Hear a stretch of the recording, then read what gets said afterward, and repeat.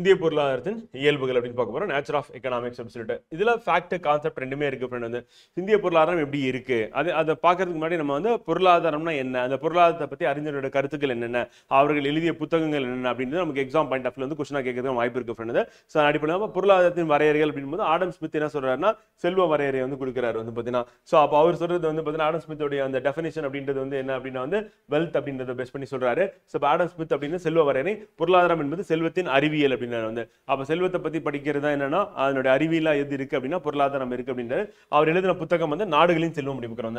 So அப்ப நம்ம Adam Smith base பண்ணி क्वेश्चन கேட்டாங்க அப்படின்னா வந்து அவருடைய டெஃபினிஷனா இருக்கு என்ன அப்படின்னு கேட்பாங்க. கேட்டாங்கன்னா செல்வம் அப்படின்றது செல்வ வரையறை அப்படின்னும் போது பொருளாதாரத்தின் வரையறைகள் பொருளாதாரம் வந்து செல்வத்தின் அறிவியல் அப்படின்னு சொல்லி சொல்றாரு. அதே மாதிரி அவர் எழுதிய புத்தகம் வந்து நாடுகளின் செல்வம் அப்படின்னு புத்தகம் எப்ப அந்த புத்தகம் வந்து பாத்தீங்கன்னா எப்ப வெளியிடப்பட்ட ஆண்டு என்ன அப்படின்னா 1776 அப்படின்னு. சோ அப்ப நாடுகளின் செல்வம் அப்படின்ற புத்தகம் வந்து பாத்தீங்கன்னா வெல்த் ஆஃப் நேஷன்ஸ் அப்படின்றது வந்து ஆடம் ஸ்மித்தோட புக் அப்படி சொல்லி பார்க்கிறோம். சோ அது நமக்கு exam point of view important பண்ணது. சோ அதை நம்ம ஞாபகம் வச்சுக்கணும். ஸோ பொருளாதாரத்தின் வரையில ஆடம் ஸ்மித்தோடைய அந்த புக்கோட பேர் என்ன அப்படின்றது நம்ம கேள்வியை கேட்பாங்க. ஸோ அது வந்து இம்பார்ட்டன்ட் சொல்லி. ஸோ அடுத்து பொருளாதாரத்தின் தந்தை என்று அழைக்கப்படுகிற யார் அப்படின்னா வந்து பார்த்தீங்கன்னா அரசியல் பொருளாதாரத்தின் ஆடம் ஸ்மித் அப்படி சொல்லி. அப்போ பொருளாதாரத்தின் தந்தை என்று அழைக்கப்படுபவர் யார் அப்படின்னு சொல்லி கொஸ்டின் வந்து கேட்டாங்க அப்படின்னா ஃபாதர் ஆஃப் எக்கனாமிக்ஸ் அப்படின்னா பொலிட்டிக்கல் எக்கனாமி அப்படின்னா வந்து ஆடம் ஸ்மித் அப்படின்னு பார்க்குறோம். ஆல்ஃபர்ட் மார்ஷல் அப்படின்ற அவருடைய நல வரையறை அப்படின்றது வந்து என்னன்னா வெல்ஃபேர் பத்தி சொல்றாரு. அவர் வந்து பார்த்தீங்கன்னா வெல்த் பத்தி சொல்றாரு. இவர் வந்து என்ன பண்ணா வெல்ஃபேர் பத்தி சொல்றாரு. அப்ப வெல்ஃபேர் வெல்த் வந்து இவர் சொல்றது செல்வத்துடைய வரையறையா வந்து பார்க்கிறோம் ஆடம் ஸ்மித்.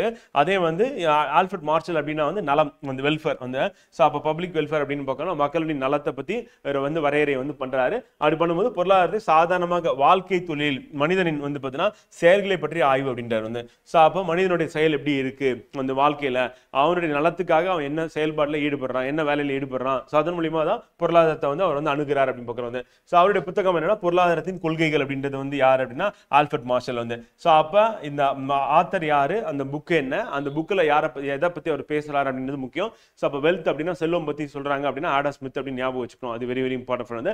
சோ அதே மாதிரி வந்து ஆல்ஃபர்ட் மார்ஷல் அப்படின்னா வந்து அவர் எதை பத்தி பேசுறாரு, வெல்ஃபேர் பத்தி பேசுறாரு, நலத்தை பத்தி பேசுறாரு. சோ அவருடைய புக்கோட பேர் என்ன அப்படின்னா வந்து பொருளாதாரத்தின் கொள்கைகள் அப்படின்னு பார்க்கிறோம். லியோனல் ராபின்சன் அப்படின்றவர் வந்து பற்றாக்குறையை பத்தி பேசுறாரு வந்து. சோ அப்ப பற்றாக்குறை அப்படின்றத பத்தி வரையறை கொடுக்கிறது யாரு அப்படின்னா லியோனல் ராபின்சன் அப்படி சொல்லி பார்க்கிறோம். சோ அப்ப இவருடைய புக்கோட பேர் என்ன பொருளாதார அறிவியலின் இயல்பு மற்றும் முக்கியத்துவம் பற்றிய ஒரு கட்டுரை அப்படின்றத அவர் வந்து வெளியிடுறாரு அப்படிங்கிறோம். அப்ப பொருளாதாரத்தின் அறிவியலின் இயல்பு மற்றும் முக்கியத்துவம் வந்து பொருளாதார அறிவியலின் இயல்பு எப்படி இருக்கு அப்புறம் அதோட முக்கியத்துவம் என்ன அப்படின்னு பத்தி சொல்றது யாருன்னா லியோனல் ராபின்சன் வந்து சொல்றாரு. இவர் பற்றாக்குறை அப்போ பொருளாதாரம் அப்படின்றது எப்படி இருக்கு அப்படின்னா மனித நடத்தை நோக்கங்கள் மற்றும் மாற்று பயன்பாடுகளை கொண்ட அரிதான வழிமுறைகள் கிடையான உறவாக ஆய்வு செய்யும் முறை அப்படின்னு.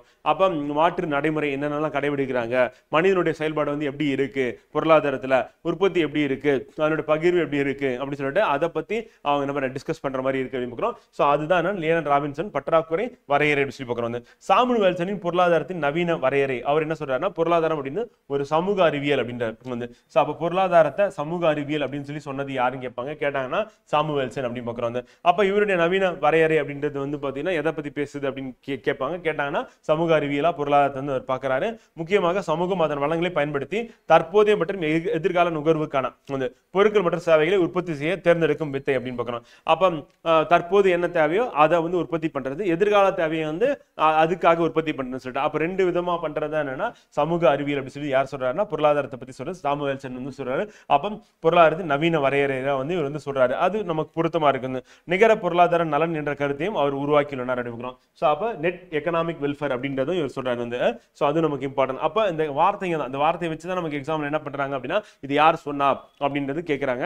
அதே மாதிரி அவர் சொன்ன அந்த வார்த்தையில வந்து பாத்தீங்கன்னா தற்போது எதிர்காலம் அப்படின்ற ரெண்டு கீவேர்ட் இருக்கு வந்து. சோ அதுக்கான உற்பத்தி அப்படின்றத என்ன அப்படின்னா வந்து பாத்தீங்கன்னா சாமுவல் வெல்சன் பொருளாதாரத்தின் நவீன வரையறை பார்க்கிறோம். நிகர பொருளாதார நலன் அப்படின்னா மொத்த தேசிய உற்பத்தியின் சரி செய்யப்பட்ட அளவீடு ஆகும். இதில் பொருளாதார நலனுக்கு நேரடியாக பங்களிக்கும் நுகர்வு அப்புறம் முதலீட்டுக்கு பொருட்கள் மட்டுமே அடங்கும் வந்து. அப்ப அவளை எடுத்துக்கிறதுல வந்து பாத்தீங்கன்னா அந்த மொத்த தேசிய உற்பத்தி அப்படின்னு நிகர பொருளாதார நலன்ல என்ன அளவீடு அவர் எடுத்துக்கிறாரு அப்படின்னும் போது என்னன்னா பொருளாதார நலனுக்கு நேரடியாக பங்களிக்கக்கூடிய நுகர்வு. இப்ப நுகர்வு அப்படின்னா பொருள் உற்பத்தி பண்றாங்க, அந்த உற்பத்தி பொருளை வந்து நுகர்வுனா வாங்குறத பத்தி அவர் வந்து பேசுறாரு. ரெண்டாவது என்னன்னா, அந்த பொருளை உற்பத்தி பண்றதுக்கு தேவையானது என்ன அப்படின்னா முதலீடு. அப்ப முதலீடு பத்தி பேசுறாரு. இது ரெண்டுமே எதுல அடங்குது அப்படின்னா வந்து பாத்தீங்கன்னா நிகர பொருளாதார நலன்ல அடங்குது அப்படின்னு பாக்குறோம். சோ இந்த நிகர பொருளாதார நலன் அப்படின்றத வந்து யார் வந்து உருவாக்குறான்னு கேட்பாங்க. சாமுவேல்சன் உருவாக்குனார் அப்படின்னு பாக்குறோம். பொருளாதாரத்தை இவர் எப்படி பாக்குறாரு அப்படின்னா சமூக அறிவியலா வந்து பாக்குறாரு அப்படின்னு பாக்குறோம். சோ அப்ப அந்த உற்பத்தி வந்து தற்போதைய உற்பத்தி, எதிர்கால உற்பத்தி, இதுதான் கீவேர்ட் வந்து. சோ அப்போ ஒருத்தரை பத்தி படிக்கும் போது வந்து பாத்தீங்கன்னா அவங்க என்ன சொல்ல வராங்க அப்படின்னும் போது அதுல இருக்க முக்கியமான அந்த கீ வேர்ட்ஸ் வந்து நம்ம ஞாபகம் வச்சுக்கிட்டோம் அப்படின்னா அது புது எக்ஸாம்ல நம்ம கொஸ்டினா கேட்கும்போது நம்ம சரியா விடை அளிச்சலாம் அப்படின்னு பார்க்குறோம். ஸோ இப்போ திருப்பியும் வந்து நம்ம ஒரு தடவை பார்த்துலாம், ரீகேப்பா கூட நினைச்சுக்கலாம். இப்போ ஆடம் ஸ்மித் அப்படின்னாவே என்ன சொல்ல வர்றாருன்னா செல்வம், வந்து வெல்த்தை பத்தி பேசுறாரு. ஒன்று வந்து அடுத்து இவர் எழுதின புக்கு நாடுகளின் செல்வம் எப்போ எழுதினார் அப்படின்னா 1776 எடுக்கிறோம். அப்புறம் பொருளாதாரத்தின் தந்தை யாரை சொல்லணும்னா ஆடம் ஸ்மித்தை சொல்றோம் அப்படின்னு பார்க்குறோம். அப்போ ஆடம் ஸ்மித்தோட நம்ம கனெக்ட் பண்ணக்கூடிய வேர்ட்ஸ் என்னென்ன வார்த்தைகள் வந்து முக்கியம் அப்படின்னா ஒன்று செல்வம் வந்து, அப்ப செல்வத்தின் அறிவியலா எதை சொல்றாரு அப்படின்னா பொருளாதாரத்தை வந்து சொல்றாரு. அதற்கடுத்து என்ன பண்றாரு, நாடுகளின் செல்வம் வந்து புக் எழுதுறாரு 1776. அதுக்கடுத்து பொருளாதாரத்தின் தந்தை இவர் தான் ஆடம் ஸ்மித். அவ்வளவு முடிஞ்சேன். ஸோ அப்ப செல்வம் அப்படின்றது ஞாபகம் வச்சுக்கணும், செல்வத்தின் அறிவியல் ஞாபகம் வச்சுக்கணும், நாடுகளின் செல்வம் ஞாபகம் வச்சுக்கணும். 1776 பொருளாதாரத்தின் தந்தை என்று அழைக்கப்படுவர் யாருன்னா ஆடம் ஸ்மித். அவ்வளவுதான். இந்த ஆடம் ஸ்மித் கேட்டாங்கன்னா இந்த இப்ப நம்ம சொல்லியிருக்க இந்த பாயிண்ட்ஸை தாண்டி வேற கேட்க மாட்டாங்க. இதுதான் இம்பார்ட்டன்ட் குரூப் 4 எக்ஸாமுக்கு வந்து. அடுத்து ஆல்ஃபர்ட் மார்ஷல் அப்படின்னு வந்தா நல வரையறை, வெல்ஃபேரை பத்தி பேசுறாரு வந்து. அப்ப வெல்ஃபேர்னா யாருன்னா மனிதனுடைய வெல்ஃபேர் தான் வந்து. அப்ப அவனுடைய வாழ்க்கை தொழில் செயல்கள் இருக்குல்ல அதை பத்தி ஆய்வு பண்றாரு. பண்ணும்போதுன்னா வெல்ஃபேரை பத்தி பேசுறாரு. அப்ப பொருளாதார கொள்கைகள் வந்து பாத்தீங்கன்னா அவர் வந்து வெளியிட்டாரு. அப்ப பொருளாதார கொள்கைகள் அப்படின்னு யாரை சொல்றோம் அப்படின்னா வந்து ஆல்ஃபர்ட் மார்ஷல் வந்து சொல்றோம். சோ அப்ப ஆல்ஃபர்ட் மார்ஷலுடைய வார்த்தை என்னன்னா கீவேர்டு நலம் அப்படின்னு பார்க்கணும். அப்ப சாதாரண வாழ்க்கை தொழிலில் மனிதனுடைய அந்த செயல்களை பற்றி ஆய்வு. அப்ப மனிதனுடைய செயலை பத்தி ஆய்வு செய்யறாரு. அப்ப மனிதனோட நலனை பத்தி அவர் வந்து ஆய்வு பண்றாருன்னு அர்த்தம் வந்து. அப்ப நலம் அப்படின்றதும் மனிதனுடைய செயல்களை பற்றி ஆய்வு செஞ்சது யாரு அப்படின்னா வந்து பாத்தீங்கன்னா ஆல்ஃபர்ட் மார்ஷல் அப்படின்னு பார்க்கணும். அப்ப மனிதனை பத்தினது சாதாரண வாழ்க்கை தொழிலில் வந்து பாத்தீங்கன்னா மனிதனுடைய செயல், அது என்ன வெல்ஃபேர், அந்த நலம் அப்படின்ற வார்த்தையை வந்து நம்ம ஞாபகம் வச்சுக்கிட்டோம் கரெக்டா இருக்கும். அடுத்து லியோனல் ராபின்சன் பற்றாக்குறையை பத்தி பேசுறாரு வந்து. பற்றாக்குறை அப்படின்னா வந்து பத்த மாட்டேங்குது, ஒரு நாடு உற்பத்தி பண்ணது பத்த மாட்டேங்குது, அப்ப இறக்குமதி வந்து பண்றாங்க அப்படின்னு சொல்லிட்டு பற்றாக்குறையை பத்தி பேசுறாங்க. அப்ப பொருளாதாரம் என்பது மனித நடத்தை நோக்கங்கள் மாற்று பயன்பாடுகளை கொண்ட அரிதான வழிமுறைகளுக்கு இடையிலான உறவாக ஆய்வு செய்யும் அறிவியல் என்றார். ஆக முதல்ல பற்றாக்குறை அப்படின்றத நம்ம கேள்வியை கேட்பாங்க. யாரை பத்தி கேட்பாங்க அப்படின்னா லியோனல் ராபின்சனை பத்தி கேட்பாங்க. ஸோ அப்படி கேட்கும்போது economic science is the studies of human behaviour as a relationship between ends and scarce means which have alternative uses வந்து பார்த்தீங்கன்னா இப்போ ஒன்று பற்றாக்குறையா இருக்கு அப்படின்னா அதுக்கு மேலே மாற்ற வேற ஒன்று பயன்படுத்துது. இப்போ காட்டன் வந்து பார்த்தீங்கன்னா உற்பத்தி கம்மியா இருக்கு அப்படின்னும் போது அதுக்கு மேலே வேற ஒரு ஆடையை வந்து அணியறது அப்படின்னு பார்க்குறோம். இப்போ அரிசி வந்து பற்றாக்குறையா இருக்கு, அப்புறம் வேறொரு உணவு வந்து உண்பது அப்படி பார்க்குறோம். அப்போ பற்றாக்குறையை பத்தி யார் சொல்றாருன்னா லியோனல் ராபின்சன் வந்து சொல்றாரு. அவர் எழுதின புக் என்ன அப்படின்றது கேட்டாங்கன்னா புத்தகம் வந்து பொருளாதார அறிவியலின் இயல்பு மற்றும் முக்கியத்துவம் பற்றிய ஒரு கட்டுரை வந்து. அப்ப பொருளாதார அறிவியலின் இயல்பு மற்றும் முக்கியத்துவம். அப்ப பொருளாதார அறிவியல் இருக்கு அப்படின்னா அதனுடைய இயல்பு முக்கியத்துவத்தை பத்தி சொன்னது யாரு அப்படின்னா வந்து லியோனல் ராபின்சன். அவருடைய புக் வந்து பாத்தீங்கன்னா பொருளாதார அறிவியல் மற்றும் இயல்பு அப்படின்றது இம்பார்ட்டன்ட் வந்து. பற்றாக்குறை வரையறை பத்தி சொல்றாரு வந்து. பொருளாதாரத்தின் கொள்கைகள் அப்படின்னா வந்து யார் வந்துருவாங்கன்னா ஆல்ஃபர்ட் மார்ஷல் வந்துருவாங்க. பொருளாதாரத்தின் கொள்கை நம்ம நாடுகளின் செல்வம் அப்படின்னா Adam Smith. Match the following என்ன பண்ணிடுவாங்கன்னா நமக்கு புக்ஸே நமக்கு கேட்கறதுக்கான வாய்ப்பு இருக்கு. அப்புறம் அவங்க சொன்ன அந்த கான்செப்ட் என்ன அப்படின்றது நமக்கு இம்பார்ட்டன்ட். பற்றாக்குறையை பத்தி சொல்றாரு அப்படின்னு பார்க்கணும். ஸோ அது இம்பார்ட்டன்ட். நலம்னா ஆல்ஃபர்ட் மார்ஷல் அப்படின்றது, இந்த செல்வம் அப்படின்னா ஆடம் ஸ்மித் அப்படின்னு பார்க்கணும். இப்போ சாமுவேல்சன் அப்படின்னு நவீன வரையறை கொடுக்குறாரு. அப்ப என்னன்னா பிரசண்டா உற்பத்தி, ஃபியூச்சர் கான உற்பத்தி. அப்ப இப்ப இருக்கிற மக்களுக்கு தேவையை பூர்த்தி செய்யறது, வருங்கால மக்களின் தேவையை பூர்த்தி செய்யறதுக்கான உற்பத்தியை வந்து பண்றது தான் சாமுவேல்சன் பொருளாதாரத்தின் நவீன வரையறையா வந்து இருக்கு அப்படிங்கிறோம். அப்ப இதுலயும் என்ன பண்ணா சமூக அறிவியல் அப்படின்றத வந்து சொல்றாரு. அப்ப சமூக அறிவியல் அப்படின்னும் போது வந்து பாத்தீங்கன்னா எக்கனாமிக்ஸ் இஸ் சோசியல் சயின்ஸ் அப்படின்னு சொல்றாரு வந்து பாத்தீங்கன்னா. ஸோ இதுல தற்போதைய மற்றும் எதிர்கால நுகர்வுக்கான பொருட்கள் சேவைகளை உற்பத்தி செய்ய தேர்ந்தெடுக்கும் விதத்தை பற்றியது.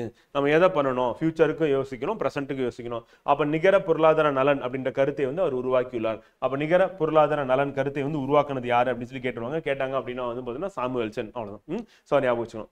ஸோ அது இம்பார்ட்டன்ட் வந்து. அடுத்து நிகர பொருளாதார நலன் அப்படின்னும் போது என்ன ஆகுது அப்படின்னா அங்க என்ன இருக்கு அப்படின்னா நுகர்வு, முதலீட்டு, ரெண்டு வார்த்தையை வந்து பார்க்குறோம். அப்போ உற்பத்திக்கு என்ன தேவைன்னா முதலீடு வந்து தேவை. அப்போ முதலீட்டு இல்லாமல் உற்பத்தி பண்ண முடியுமானா பண்ண முடியாது வந்து. அப்போ முதல் இல்லாமல் உற்பத்தி நடக்காது வந்து. ஸோ அப்படி உற்பத்தி நடந்துருச்சு அப்படின்னா அந்த உற்பத்தியை வந்து அடுத்து நுகர்வு. அப்போ நுகர்வு எப்படின்னா தற்போதைய நுகர்வு, எதிர்கால நுகர்வு அப்படின்னு சொல்லி பார்க்குறோம் வந்து. ஸோ அதுதான் வந்து நவீன வரையறையா யார் கொடுக்குறாரு அப்படின்னு வந்து பார்த்தீங்கன்னா நமக்கு சாமுவேல்சன் வந்து கொடுக்குறாரு அப்படின்னு பார்க்குறோம். ஸோ அப்போ நவீன வரையறை தான் சாமுவேல்சன் சொல்றது வந்து சமூக அறிவியல் அப்படின்றாரு. ஸோ அப்போ தற்போதைய நுகர்வு, எதிர்கால நுகர்வு அப்போ வந்து என்னன்னா உற்பத்தி சேவை அப்படின்றது சொல்றேன். அப்போ உற்பத்தி சேவைக்கு என்ன அவசியம் அப்படின்னு பாத்தீங்கன்னா முதலீடு முக்கியம். அந்த முதலீடு மூலமா உற்பத்தி ஆனது வந்து நுகர்வு பத்தி சொல்றது, அதுதான் நிகர பொருளாதார நலன். அப்ப நிகர பொருளாதார நலன் அவர் ரெண்டு விஷயத்த அவர் டிஸ்கஸ் பண்றாரு அப்படின்னு பாக்குறோம். வந்து ஒண்ணு வந்து நுகர்வு மற்றும் முதலீட்டு பொருட்கள் மட்டுமே அடங்கும் அப்படின்னு பாக்குறோம். ஸோ அது இம்பார்ட்டன்ட். ஸோ அப்ப நமக்கு எக்கனாமிக்ஸ் அப்படின்னு நம்ம எடுத்துட்டோம் அப்படின்னா வந்து பார்த்தீங்கன்னா Adam Smith, Alfred Marshall and Samuelson, அப்புறம் வந்து பார்த்தீங்கன்னா நமக்கு லேர்னல் ராபின்சன், வந்து இந்த 4 பேருமே வந்து நமக்கு வந்து இம்பார்ட்டன்ட் எக்ஸாம் பாயிண்ட். இந்த 4 பேர் வச்சு என்ன பண்ணுவோம்னா மேட்ச் த ஃபாலோயிங்ல போட்டு நமக்கு எக்ஸாம்ல கொஸ்டினா கேட்கறதுக்கான வாய்ப்பு இருக்கு அப்படின்னு சொல்லி பார்க்குறோம். இது கண்டிப்பா நம்ம ஞாபகம் வச்சுக்கணும் ஃப்ரெண்ட். வந்து இவங்க எழுதின புக்கு, இவங்க சொன்ன அந்த கான்செப்ட் என்ன அப்படின்றத நமக்கு எக்ஸாம்ல கொஸ்டினா வந்து கேட்பாங்க. நினைவு வச்சுட்டா போதும். வந்து அடுத்து பண்டைய பொருளாதார சிந்தனை அப்படின்னு போகும்போது வந்து ஃபர்ஸ்ட் நம்ம ஆரம்பிக்கிறது திருவள்ளுவர்ல கிட்ட ஆரம்பிக்கலாம். அப்ப திருவள்ளுவர் திருக்குறள்ல வந்து இரண்டாவதா இருக்கக்கூடிய அந்த பொறுப்பால வந்து பாத்தீங்கன்னா பொருளாதார கருத்துக்கள் வந்து சொல்றாரு அப்படின்னு. சோ ஃபர்ஸ்ட் வந்து அறத்துப்பால் வந்து இருக்கு. அதை வந்து என்ன சொல்றாரு அப்படின்னா வந்து அறம் அப்படின்றது அவசியம் அப்படின்னு சொல்லி எல்லா இடங்கள்லயும் வந்து கடைபிடிக்கணும் அப்படின்றாரு. வந்து ஸோ அடுத்து வந்து என்னன்னா பொருட்பால் அப்படின்னா பொருளோட முக்கியத்துவம் பொருளாதாரத்தை பத்தி வந்து சொல்றாரு. வந்து ஸோ அடுத்து இன்பத்துப்பால் அப்படின்றது இல்லற வாழ்க்கையை பத்தி சொல்றாரு அப்படின்னு. வந்து ஸோ அப்ப அறத்துக்கு முதலிடமும், இரண்டாவது வந்து பொருளுக்கும், மூன்றாவது இடம் வந்து இன்பத்துப்பால் இல்லற வாழ்க்கைக்கும் அவர் முக்கியத்துவம் கொடுத்திருக்காரு. ஸோ அதே மாதிரி கௌடில்யர் வந்து பாத்தீங்கன்னா பொருளாதார சிந்தனை அவருடைய அர்த்த சாஸ்திரம். அப்ப கௌடில்யரின் பொருளாதார சிந்தனை எந்த புத்தகத்துல இருக்கு, இல்ல கௌடில்யர் எழுதின புத்தகம் என்ன, இல்ல அர்த்த சாஸ்திரம் எழுதினது யாரு அப்படின்னு சொல்லிட்டு 3 விதமா கேள்வி கேட்டாங்க அப்படின்னா வந்து பாத்தீங்கன்னா ஆன்சர் என்ன அப்படின்னா ஒண்ணு கௌடில்யர் இருக்கும், இல்லைன்னா அர்த்த சாஸ்திரம் இருக்கும். இதுதான் வந்து ஆன்சர். அப்ப அர்த்த சாஸ்திரம் அவருடைய பொருளாதார சிந்தனை வந்து இருக்கு, அது மட்டும் தான் இருக்குன்னா எல்லாமே இருக்கு, கலந்துருக்கும். அப்ப அர்த்த சாஸ்திரம் அப்படின்னு பொருளாதார சிந்தனை பத்தி பேசுது அப்படிங்கிறோம். அப்ப கௌடில்யர் அர்த்த சாஸ்திரம் அப்படின்னு 2 கீவேர்டு இருக்கும். திருவள்ளுவரை பொறுத்தவரையும் வந்து பாத்தீங்கன்னா அந்த பொருட்பால் அப்படின்றது இரண்டாவது பகுதி இருக்குல்ல, அந்த பொருட்பாலால என்ன பண்ண பொருளாதார கருத்துக்கள் இருக்கு அப்படின்னு. ஸோ அது இம்பார்ட்டன்ட். அடுத்து 1998 நலம்புரி பொருளாதாரம் குறித்த தனது பணிக்காக நோபல் பரிசு பெற்ற முதல் இந்தியர் யாருன்னா அமிர்தியாசன் அப்படி வந்து. ஸோ அப்போ வெல்ஃபேர் எக்கனாமிக்ஸ் அப்படின்ற வார்த்தை ஞாபகம் வச்சுக்கோங்க. ஸோ அதுக்காக வந்து பார்த்தீங்கன்னா 1998 நோபல் பிரைஸ் வாங்கினது யாருன்னு கேட்டாங்கன்னா அமிர்தியாசன் அப்படின்னு பார்க்குறோம். ஸோ அது இம்பார்ட்டன் வந்து. ஸோ அப்போ நலம்புரி வெல்ஃபேர் எக்கனாமிக்ஸ் அப்படின்னு பார்க்குறோம் வந்து. ஸோ அப்போ நலனுடைய அரசாங்கம், நலம்புரி அரசாங்கம் அப்படி பார்க்குறோம். ஸோ அதுக்காக வந்து பார்த்தீங்கன்னா நோபல் பிரைஸ் வாங்கியிருக்காங்க. நவீன பொருளாதார சிந்தனை அப்படின்னு போது வந்து பார்த்தீங்கன்னா என்னென்ன சிந்தனைகள்லாம் இருக்கு நவீன பொருளாதாரத்துல அப்படின்னா ஃபர்ஸ்ட் ஆரம்பிக்கிறது என்ன அப்படின்னா வணிகவாதம், மெர்கண்டிலிசம் அப்படின்னு பார்க்கறது. அப்ப மெர்கண்டிலிசம் பாலிசி அப்படின்னா வந்து காலனிய ஆதிக்கம் இருக்குல்ல, இந்த காலனி குடிய அரசுகள்லாம் ஏற்படுத்துறாங்கல்ல, அப்ப ட்ரேடர்ஸ் வந்து பார்த்தீங்கன்னா ஐரோப்பியர்கள் வருகைன்னு பார்க்கறோம்ல. ஸோ அதை நம்ம என்ன சொல்லலாம் அப்படின்னா மெர்கண்டிலிசம் அப்படின்னு சொல்லுவோம், வணிகவாதம் அப்படின்னு. அப்ப வணிகவாதம் என்பது ஒரு அதிகார கொள்கையாகும் அப்படின்னு பார்க்கறோம். வந்து அப்ப 15-18ஆம் நூற்றாண்டுகளுக்கு இடையில் ஐரோப்பிய அரசாங்கங்கள் இதை பின்பற்றின அப்படின்னு பார்க்கறோம். ஸோ அப்ப ஏகாதிபத்திய கொள்கை அப்படின்றது வந்து இருக்குல்ல, ஸோ அது வந்து தோன்றதுக்கு முன்னாடி வந்து அந்த காலனிலிசம் அப்படின்றது தோன்றுவதற்கு முன்னாடி வந்து பாத்தீங்கன்னா அந்த ஆரம்பிக்கிறது எது அப்படின்னா வணிக ரீதியாக ஆரம்பிக்குது. அதுதான் என்ன சொல்லணும்னா மெர்கண்டிலிசம் அப்படின்னு. ஸோ என்னுடைய இயற்பொருள் வாதி அப்படின்னு பேரு, அதுக்கு எடுத்து வர்றது. அப்ப இயற்பொருள் வாதம் என்ற சொல்லுக்கு இயற்கையின் விதி அப்படின்னு பொருள் அப்படின்னு பார்க்கிறோம். இது வந்து எதுக்கு எதிரானது அப்படின்னா வணிகவாதத்துக்கு எதிராக வந்து வருது அப்படிங்கிறோம். ஸோ அப்ப வணிகவாதத்துல என்ன அப்படின்னா அரசாங்கம் வந்து வணிகம் வந்து எப்படி பண்ணணும் முடிவு பண்ணணும். இப்ப உதாரணத்துக்கு வந்து 1600 வந்து ஐரோப்பியர்கள் ஆங்கிலேயர்கள் வந்து இந்தியாவுக்கு வராங்க. வரும்போது என்ன கிழக்கிந்திய கம்பெனி ஒரு கம்பெனி ஏற்படுத்துறாங்க.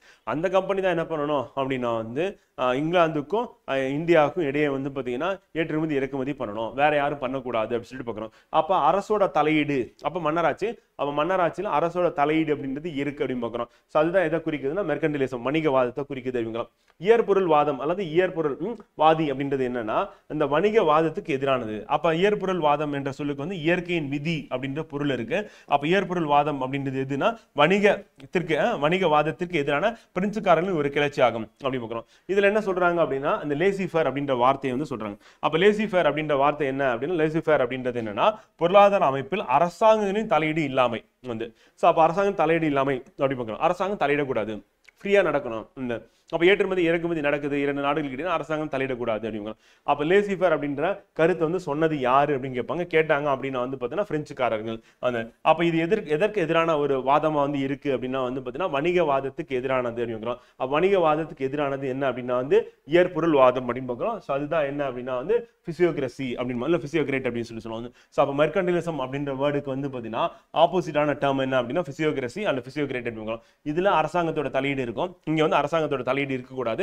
அப்படி இருக்கக்கூடாது அப்படின்றது தான் என்ன சொல்றோம்னா லேசி ஃபேர் அப்படின்றது தான் அவருடைய தியரியா வந்து இருக்கு அப்படின்னு பார்க்கணும். இந்த வார்த்தையை நமக்கு எக்ஸாம்ல கொஸ்டினா கேட்பாங்க. அவ்வளவு இப்ப ரெண்டுத்துக்கும் உள்ள டிஃபரன்ஸ் என்ன உங்களுக்கு புரிஞ்சிருக்கும், அதை ஞாபகம் வச்சுக்க வேண்டிய. அடுத்து பாரம்பரிய சிந்தனை அப்படின்னு நம்ம எடுத்துக்கும் போது வந்து ஆடம் ஸ்மித் என்ன பண்ணா முதல் வளர்ச்சி பொருளாதார நிபுணராக வந்து இருக்கார். நாடுகளின் செல்வத்தின் தன்மை மற்றும் காரணங்களில் அவர் ஆர்வமாக இருக்கார். ஸோ அப்போ ஒரு நாடோட செல்வம் அப்படின்றத பத்தி அவர் என்ன பண்றாரு அப்படின்னா வந்து தன்மை என்ன, அதுக்கான காரணம் என்ன அப்படின்னு சொல்லி தெரிஞ்சுக்க ஆர்வமா இருக்கிறது ஆடம் ஸ்மித். அப்போ ஆடம் ஸ்மித்னாவே நம்ம என்ன வார்த்தை வந்துடும் அப்படின்னா வெல்த் அப்படின்றது வந்துடும் அப்படி பார்க்குறோம். ஸோ அப்போ ஒரு வெல்த் ஆஃப் நேஷன்ஸ் அப்படின்றது தான் வந்து பார்த்தீங்கன்னா ஸோ அவருடைய புத்தகமாக இருக்கு நாடுகளின் செல்வம்னு சொல்லிட்டு. ஸோ அதை பத்தி அவர் தெரிஞ்சுக்க ஆர்வமா இருந்ததுனால அது பத்தின தியரியை வந்து அவர் கொடுக்குறாரு. வந்து அந்த விநியோகத்தின் சிக்கல்கள் பத்தி ஆர்வமா இருந்தது யாரு அப்படின்னா ரிகார்டோ. வந்து இப்போ உற்பத்தி இருக்கு, ஆனா உற்பத்தி எல்லா இடத்துலயும் என்ன பண்ணலாம், விநியோகம் வந்து சரியா பண்ண மாட்டாங்க. உற்பத்திக்கு வந்து ஒரே மாதிரி சட்டம் இருக்கும், ஆனா விநியோகம் வந்து பார்த்தீங்கன்னா ஒவ்வொரு இடத்துக்கு மாறுபடுது அப்படின்னு. அப்போ விநியோகத்தை பத்தி அந்த டிஸ்ட்ரிபியூஷன் இருக்குல்ல, ஸோ அதை பத்தி வந்து பார்த்தீங்கன்னா ஸ்டடி பண்ணது யாரு அப்படின்னா அந்த ப்ராப்ளத்தை பத்தி அனலைஸ் பண்ண ரிகார்டோ அப்படின்னு பார்க்கணும். ஸோ அப்போ ரிகார்டோ வந்து விநியோகத்தின் சிக்கல்களை பத்தி ஆய்வு செய்யறாரு அப்படின்னு பார்க்கணும். ஆனா மக்கள் தொகை கோட்பாடு அப்படின்னு யார் வருவா அப்படின்னா மால்தஸ். இப்போ என்ன பண்றாங்கன்னா கேள்வி இப்படி கேட்கிறாங்கன்னா இந்த பொருளாதார நிபுணர் எதோட தொடர்புடையவர் அப்படின்னு தான் கேட்போம். அப்படி கேட்கும் போது வந்து பாத்தீங்கன்னா நாடுகளின் செல்வம் அப்படின்ற வார்த்தைக்கு யாரை வந்து ஆராய்ச்சி பண்ணா ஆடம் ஸ்மித். அதே மாதிரி ரிகார்டோனா விநியோகத்தின் சிக்கல்கள் அப்படின்னா வந்து ரிகார்டோ. அதே மாதிரி மால்தஸ் அப்படின்னா மக்கள் தொகை கோட்பாடு. அவ்வளவு. ஸோ இதுதான் நம்ம கேட்கிறேன். அதுக்கப்புறம் அவங்க என்னென்ன தியரி கொடுத்தாங்க, அதுல என்ன சொன்னாங்க, என்ன ரிப்போர்ட், என்ன ரிசல்ட், அதெல்லாம் கேட்கறதில்ல. ஜஸ்ட் சிம்பிளா வந்து என்ன கேட்கிறாங்கன்னா மால்தஸ் வந்து மக்கள் தொகை கோட்பாடை பத்தி ஸ்டடி பண்றாரு, அது இம்பார்ட்டன். வந்து ரிகார்டா வந்து பார்த்தீங்கன்னா விநியோகத்தில் இருக்கக்கூடிய சிக்கல்கள், ஏன்னா ஏற்றத்தாழ்வு சமூகத்தில் இருக்கு. ஒருத்தர்கிட்ட உணவு இருக்கு, இன்னொருத்தர்கிட்ட இல்லை. ஒரு நாட்டில் சர்ப்ளஸா இருக்கு, இன்னொரு நாட்டில் உற்பத்தி இல்லை. அப்ப இந்த நாட்டில் இருக்க பொருள் வந்து வீணாகுது, அந்த நாட்டுக்கு போய் சேர மாட்டேங்குது. அப்ப விநியோகத்துல சிக்கல்கள் இருக்கு அப்படின்னு பார்க்கலாம். அவங்களால ஏன் வாங்க முடியல, அப்ப அவங்க வேற எதுவும் உற்பத்தி பண்ணல. ஏதாவது உற்பத்தி பண்ணாலும் இந்த நாட்டுக்கு ஏற்றுமதி பண்ணி இவங்க நாட்டில் சர்ப்ளஸா இருக்க உணவுப் பொருள் வந்து அவங்க வந்து இறக்குமதி பண்றதுக்கு வாய்ப்பு இருக்கு. அப்ப இவங்க என்ன பண்ண மாட்டாங்க, அவங்க யாரும் எதுவும் அனுப்பாம கொடுக்க மாட்டாங்க. இப்ப நம்ம வந்து கொடுக்கல் வாங்கல் அப்படின்னு என்ன ஆகும், ஒரு பக்கமா கொடுத்துட்டே இருப்பாங்களா, வாய்ப்பே கிடையாது. வந்து அப்ப ஆப்போசிட் சைடும் எதிர்பார்ப்பாங்கல்ல. ஸோ அதுதான் அப்ப நாடுகளுக்கு இடையே இதான் பிரச்சனை. நாட்டுக்குள்ளேயும் பிராந்தியங்களுக்கு இடையே வந்து பார்த்தீங்கன்னா இந்த பிரச்சனை வந்து இருக்கு அப்படின்னு பார்க்குறோம். வந்து அடுத்து ஜேஎஸ் மில் வந்து பார்த்தீங்கன்னா தனித்துவத்தையும் சமதர்மத்தையும் நம்பினார். அப்ப ஜேஎஸ் மில் அப்படின்றது என்ன பண்றாரு அப்படின்னா வந்து தனித்துவம் சமதர்த்துவம் அப்படின்னு சொல்லி ரெண்டுத்தையும் அவர் வந்து நம்புறாரு. ஒண்ணு வந்து பார்த்தீங்கன்னா என்னன்னா individualism as well as socialism வந்து அப்படின்னு ரெண்டுமே வந்து அவர் அட்வொகேட் பண்றாரு, நம்பினார். மேலும் விநியோக சட்டங்கள் உற்பத்தி சட்டங்களிலிருந்து வேறுபட்டதால் விநியோகத்தில் சமதர்மவாத சீர்திருத்தங்களை ஆதரித்தார். அப்ப விநியோகத்துல சமதர்மவாதம், அப்ப எல்லாருக்கும் எல்லாம் கிடைக்கணும். உணவுப் பொருள் அப்படின்றது வந்து பாத்தீங்கன்னா அனைவருக்கும் கிடைக்கணும், பட்டினியா யாரும் இருக்கக்கூடாது அப்படின்றதா விநியோகத்துல சமதர்மவாதம் அப்படின்றது வந்து இருக்கணும். இப்ப வீடு எல்லாருக்கும் இருக்கணும், காரு எல்லாருக்கும் இருக்கணும், அதே மாதிரி பைக் எல்லாருக்கும் இருக்கணும். அப்ப ஒரு தனி மனிதன் அப்படின்னும் போது அவனுடைய தேவைகள் என்னென்னவோ அது எல்லாமே அவன் அடையறதுக்கான வழியை அவனுக்கு ஏற்படுத்தி கொடுக்கணும். அப்ப அவன் அதை அடையணும்னா அவனுக்கு வேலை வாய்ப்பு, அந்த வேலை மூலியமா கிடைக்கக்கூடிய வருமானம், அந்த வருமானத்து மூலியமா அவன் பொருள் வாங்கக்கூடிய தன்மை அப்படின்னு பார்க்கிறோம். ஸோ அப்ப இப்ப தினக்கூலி தொழிலாளர் இருக்காரு, அன்ஆர்கனைஸ்ட் செக்டார்ல இருக்காரு அப்படின்னா அவர் தினம் வருமானம் எவ்வளவு அப்படின்னா வந்து ஒரு 500 ரூபாய்னு வச்சுப்போம். அப்ப மாத வருமானம் 15 ரூபாய், 15,000. அப்ப அந்த 15,000 கொண்டு அவரால் என்ன பண்ண முடியாது அப்படின்னா வந்து ஒரு 2 வீலர் கூட அவரால் வாங்க முடியாதுன்னு வச்சுக்கோங்க. குடும்பத்தை நடத்தணும் அப்படின்னும் போது சைக்கிளும் வாங்க முடியாது, சைக்கிள் வாங்கலாம், இல்லை 2 வீலர் வாங்க முடியாத நிலைமை. அதே வந்து பாத்தீங்கன்னா ஒரு ஆர்கனைஸ்டு செக்டார்ல ஒர்க் பண்ற ஒருத்தருடைய மாத சம்பளம் அப்படின்னு எடுத்துக்கும் போது வந்து பார்த்தீங்கன்னா மாத சம்பளம் வந்து 3 லட்சம் ரூபாய் அப்படின்னு வச்சுப்போம். ஸோ அப்போ அவரால் என்ன பண்ண முடியும், வீடும் வாங்க முடியும், பைக்கும் வாங்க முடியும், அவரால் கார் வாங்க முடியும். ஸோ அப்போ இந்த மாதிரி அந்த விநியோகம் அப்படின்னும் போது டிஸ்ட்ரிபியூஷன் அப்படின்னும் போது உற்பத்தி வந்து இந்தியாவில் வந்து இருக்கு, கார் உற்பத்தி இருக்கு, பைக் உற்பத்தி இருக்கு, வீடுகள் வந்து கட்டப்படுகிறது. ஆனால் யாருக்கு போய் சேர மாட்டேங்குது அப்படின்னா அனைவருக்கும் போய் சேர மாட்டேங்குது. இதை பத்தி ஸ்டடி பண்றது தான் யார் அப்படின்னா ஜேஎஸ் மில் அப்படின்னு பார்க்குறோம். அப்போ தனித்துவத்தையும் சமதர்மவாதத்தையும் நம்பினார். அப்போ சமதர்மவாதம் அப்படின்றதும் தனித்துவம் இண்டிவிஜுவலிசத்தை பத்தி யார் பேசுறா அப்படின்னு கேட்டாங்கன்னா ஜேஎஸ் மில் பேசுறாரு.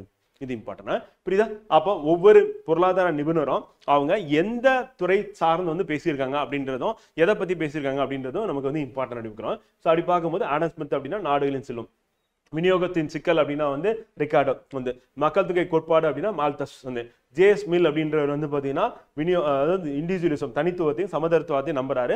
அதே மாதிரி விநியோகத்தில் சமதர்மவாத சீர்திருத்தங்களை ஆதரித்தார் அப்படிங்கிறோம். அப்ப விநியோகம் அப்படின்ற சிக்கல்லாம் வந்து ரிகார்டோ வருவாரு.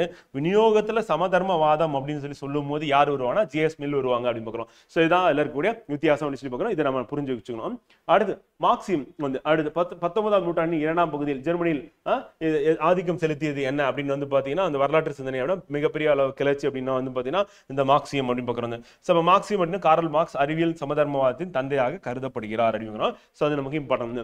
அப்ப கார்ல் மார்க்ஸ் அப்படின்னா அறிவியல் சமதர்மவாதத்தின் தந்தையாக தான். மார்க்சின் கூற்றுப்படி எல்லா வரலாறும் வர்க்க போராட்டத்தின் வரலாறு தான். அப்ப எல்லா வரலாறும் வந்து பார்த்தீங்கன்னா எதுக்காக இருக்கு, வரலாறுல என்ன இருக்கு, புரட்சி எதனால நடக்குது அப்படின்னா வர்க்க போராட்டம் தான். அப்ப ஹேவ்ஸ் ஹேவ் நாட் இவங்க ரெண்டு பேரும் நடுவில் இருக்கக்கூடிய பிரச்சனை தான் அப்படின்றத சொல்றாரு. அப்ப இருக்கிறவங்க இல்லாதவங்க, அப்ப இருக்கிறவங்க அப்படின்றது இல்லாதவங்களுக்கு கொடுக்க மறுக்கிறதும், இல்லாதவங்க இருக்கிறவங்க கிட்ட இருந்து பறிக்கிறதுக்கும் நடக்கக்கூடிய போராட்டத்தை தான் யார் சொல்றாரு அப்படின்னா மார்க்ஸ் வந்து சொல்றாரு. அவரது போதனைகள் வந்து ரஷ்யாவிலும் சீனாவிலும் என்னது ஒரு சமதர்மவாத அரசு பிறப்பதற்கு வழிவகுத்தன. அப்ப கார்ல் மார்க்ஸ் அப்படின்றவர் வந்து பார்த்தீங்கன்னா சமதர்மவாதத்தின் தந்தை அப்படின்னு பார்க்கிறோம். அது இம்பார்ட்டன்ட் வந்து. ஸோ இவர் சொல்றது என்னன்னா வர்க்க போராட்டம் அப்படின்றத கீவேர்டு வந்து பார்த்தீங்கன்னா இவர் குறிப்பிட்டது வந்து நம்ம வரலாறு எடுத்து பார்த்தீங்கன்னா ஃபுல்லாவே வர்க்க போராட்டமா தான் இருக்கு அப்படின்னு. வர்க்கம் அப்படின்னா நம்ம இந்தியா பொறுத்தவரை சாதின்னு சொல்லுவோம், வந்து வர்ணாசம் சொல்லுவோம். ஆனா மேற்கத்திய நாடுகள்ல வந்து வர்க்க போராட்டம் அப்படின்றது என்னன்னா ஹேவ்ஸ் ஹேவ் நாட், இருக்கிறவன் இல்லாதவன், பணக்காரன் ஏழை அப்படின்ற பாகுபாடு தான் பிரச்சனைக்கு காரணம் அப்படின்னு சொல்றாரு. ஸோ அப்ப அவரது போதனைகள் அப்படின்னும் போது வந்து ரஷ்யாவிலும் சீனாவிலும் சமதர்மவாத அரசு பிறப்பதற்கு வழிவகுத்தன. அப்ப சமதர்மவாத அரசு அப்படின்னு எங்க பிறந்தது அப்படின்னு சொல்லி கேட்டாங்க அப்படின்னா வந்து பாத்தீங்கன்னா சோசியலிஸ்ட் ஸ்டேட் அப்படின்றது எங்க பிறந்ததுன்னு கேட்பாங்க. கேட்டாங்க அப்படின்னா வந்து ஒன்னு ரஷ்யா, இன்னொன்னு சைனா அப்படி பார்க்கிறோம். சில நேரங்களில் நம்ம ஆங்கிலத்திலையும் பார்த்து வச்சுட்டோம்னா வசதியா இருக்கும். தேர்வுல கேட்கும் போது வந்து சமதர்மவாதம் வந்து சோசியலிஸ்ட் சொல்லி வார்த்தையை கூட கொடுத்துருவாங்க. அப்ப நம்ம கன்ஃபியூஸ் ஆகிடக்கூடாது. அடுத்து நிறுவன சிந்தனை. பொருளாதார வாழ்க்கையில் நிறுவனங்களின் பங்கை வலியுறுத்துகிறது. அப்ப நிறுவன சிந்தனை அப்படின்னு எங்க வருது அப்படின்னா வந்து பாத்தீங்கன்னா இன்ஸ்டிடியூஷனல் ஸ்கூல் அப்படின்றது எங்க ஆரம்பிக்குது அப்படின்னு கேட்பாங்க. கேட்டாங்கன்னா அமெரிக்கன் ஆரிஜின் அப்படின்னு பார்க்கிறோம். அப்ப இன்ஸ்டிடியூஷன் அப்படின்றது பிரதானமா வந்து மாறுது அப்படின்னு பார்க்கிறோம். அப்ப நிறுவனங்களின் பங்கு அப்படின்றது பொருளாதாரத்தில் முக்கியத்துவமா இருக்கு அப்படின்னு பார்க்கிறோம். ஸோ அப்பதான் யார் உள்ள வராங்க அப்படின்னா கேபிட்டலிஸ்ட் உள்ள வராங்க. அப்ப கேபிட்டலிஸ்ட் அப்படின்னும் போதுன்னா கேபிட்டல் இன்வெஸ்ட்மெண்ட்னு அர்த்தம். அப்ப கேபிட்டலிஸ்ட்னா கேபிட்டல், அவங்க கிட்ட பணம் இருக்கு, அந்த பணத்தை எடுத்துட்டு வந்து என்ன பண்றாங்க, ஒரு நிறுவனத்தை உருவாக்குறாங்க. அந்த நிறுவனம் அப்படின்றது பொருளாதாரத்தின் மையமா வந்து மாறுது. அப்ப அந்த நிறுவனம் அப்படின்றது என்னன்னா வேலை வாய்ப்பு கொடுக்குது. அந்த நிறுவனம் அப்படின்றது உற்பத்தியே பண்ணுது. அந்த நிறுவனம் உற்பத்தி பண்ணக்கூடிய பொருள் வந்து பார்த்தீங்கன்னா மக்கள் வந்து நுகர்வு செய்யறாங்க அப்படி பார்க்கிறோம். ஸோ இந்த மாதிரி மாறுறது என்னன்னா இன்ஸ்டிடியூஷனல் அப்படின்னா நிறுவன சிந்தனை. அப்ப நிறுவன சிந்தனை அப்படின்றது இன்ஸ்டிடியூஷனல் ஸ்கூல் அப்படின்றது எங்க ஸ்டார்ட் ஆகுதுன்னு கேட்டாங்கன்னா அமெரிக்காவில் தோன்றுது அப்படின்னு பார்க்கிறோம். அந்த ஜே.ஏ. ஷும்பீட்டர் அப்படின்றவர் வந்து பொருளாதார வாழ்க்கை முக்கியமாக மாற்றம் மற்றும் வளர்ச்சியின் செயல்முறையை கருதுறாங்க. ஸோ அப்போ பொருளாதாரம் வாழ்க்கையை முக்கியமாக என்ன சொல்றாரு, மாற்றம் மற்றும் வளர்ச்சியின் செயல்முறையாக கருதுறாரு. ஸோ அப்போ அவர் என்ன சொல்றாருன்னா அந்த பொருளாதாரம் எக்கனாமிக் லைஃப் அப்படின்றது எதை பொறுத்துன்னா சேஞ்ச் அண்ட் டெவலப்மெண்ட் இருக்கும். அப்போ பொருளாதார வாழ்க்கை அப்படின்னு சொல்லும்போது மக்களின் பொருளாதார வாழ்க்கை அப்படின்னா அது எப்படி இருக்கும் அப்படின்னு கேட்டீங்கன்னா வந்து ஒன்று மாற்றம், இன்னொன்று என்ன வளர்ச்சி வந்து. இப்போ உதாரணத்துக்கு வந்து மாற்றம் அப்படின்னா பொருளாதார மாற்றம் அப்படின்னா இப்போ நம்ம ஒரு 50 வருஷத்துக்கு முன்னாடி போனோம் அப்படின்னா வந்து எப்படி இருந்திருப்பாங்க, மக்கள் எப்படி வாழ்ந்திருப்பாங்க அப்படின்னா வீடுகள் வந்து சிறிய வீடுகளா இருந்திருக்கும் வந்து. அதே மாதிரி வாகனங்கள் அப்படின்னா மாட்டு வண்டியா இருந்திருக்கும் வந்து, சைக்கிள் இருந்திருக்கும் வந்து. இது 50 வருஷத்துக்கு முன்னாடி. இப்போ எப்படி இருக்கு அப்படின்னா மக்களுடைய வாழ்க்கை முறை அப்படின்னா வந்து வீடுகள் பெருசா இருக்கு ஒரு பக்கம் வந்து, அது மாதிரி அப்பார்ட்மெண்ட்டா ஆயிருக்கு வந்து. அதே மாதிரி சைக்கிள் அப்படின்றது இப்போ எல்லாமே ஸ்கூட்டரா மாறிடுச்சு வந்து. ஸோ அப்போ மாட்டு வண்டி அப்படின்றது இப்போ வந்து கிடையவே கிடையாது இவங்க. ஸோ அப்போ இந்த மாதிரி மாற்றம் அப்படின்றது நிகழ்ந்திருக்கு ஒன்று. அதுக்கடுத்து வந்து பார்த்தீங்கன்னா வளர்ச்சி அப்படின்னும் போது வந்து பார்த்தீங்கன்னா அப்போ குடும்பத்தில் வருமானம் அப்படின்றதும் அல்லது வந்து பார்த்தீங்கன்னா உற்பத்தி அப்படின்றதுலையும் வளர்ச்சி வந்து அடைஞ்சிருக்கும் அப்படின்னு பார்க்குறோம். ஸோ அப்போ அந்த வளர்ச்சி அப்படின்னும் போது என்னன்னா டெவலப்மெண்ட் வந்து. இப்போ உதாரணத்துக்கு நகர்ப்புற பகுதிகளில் வந்து பார்த்தீங்கன்னா டெவலப் ஆயிருக்கு. கிராமப்புற பகுதிகள் அப்படின்னு எடுத்துக்கும் போது வந்து இப்போ அனைவருக்கும் வந்து குடிநீர் வசதி, மின்சார வசதி, சாலை வசதி, போக்குவரத்து வசதி அப்படின்னு சொல்லிட்டு இந்த மாதிரி டெவலப்மெண்ட் எல்லாமே நடந்திருக்கு அப்படின்னு பார்க்குறோம்.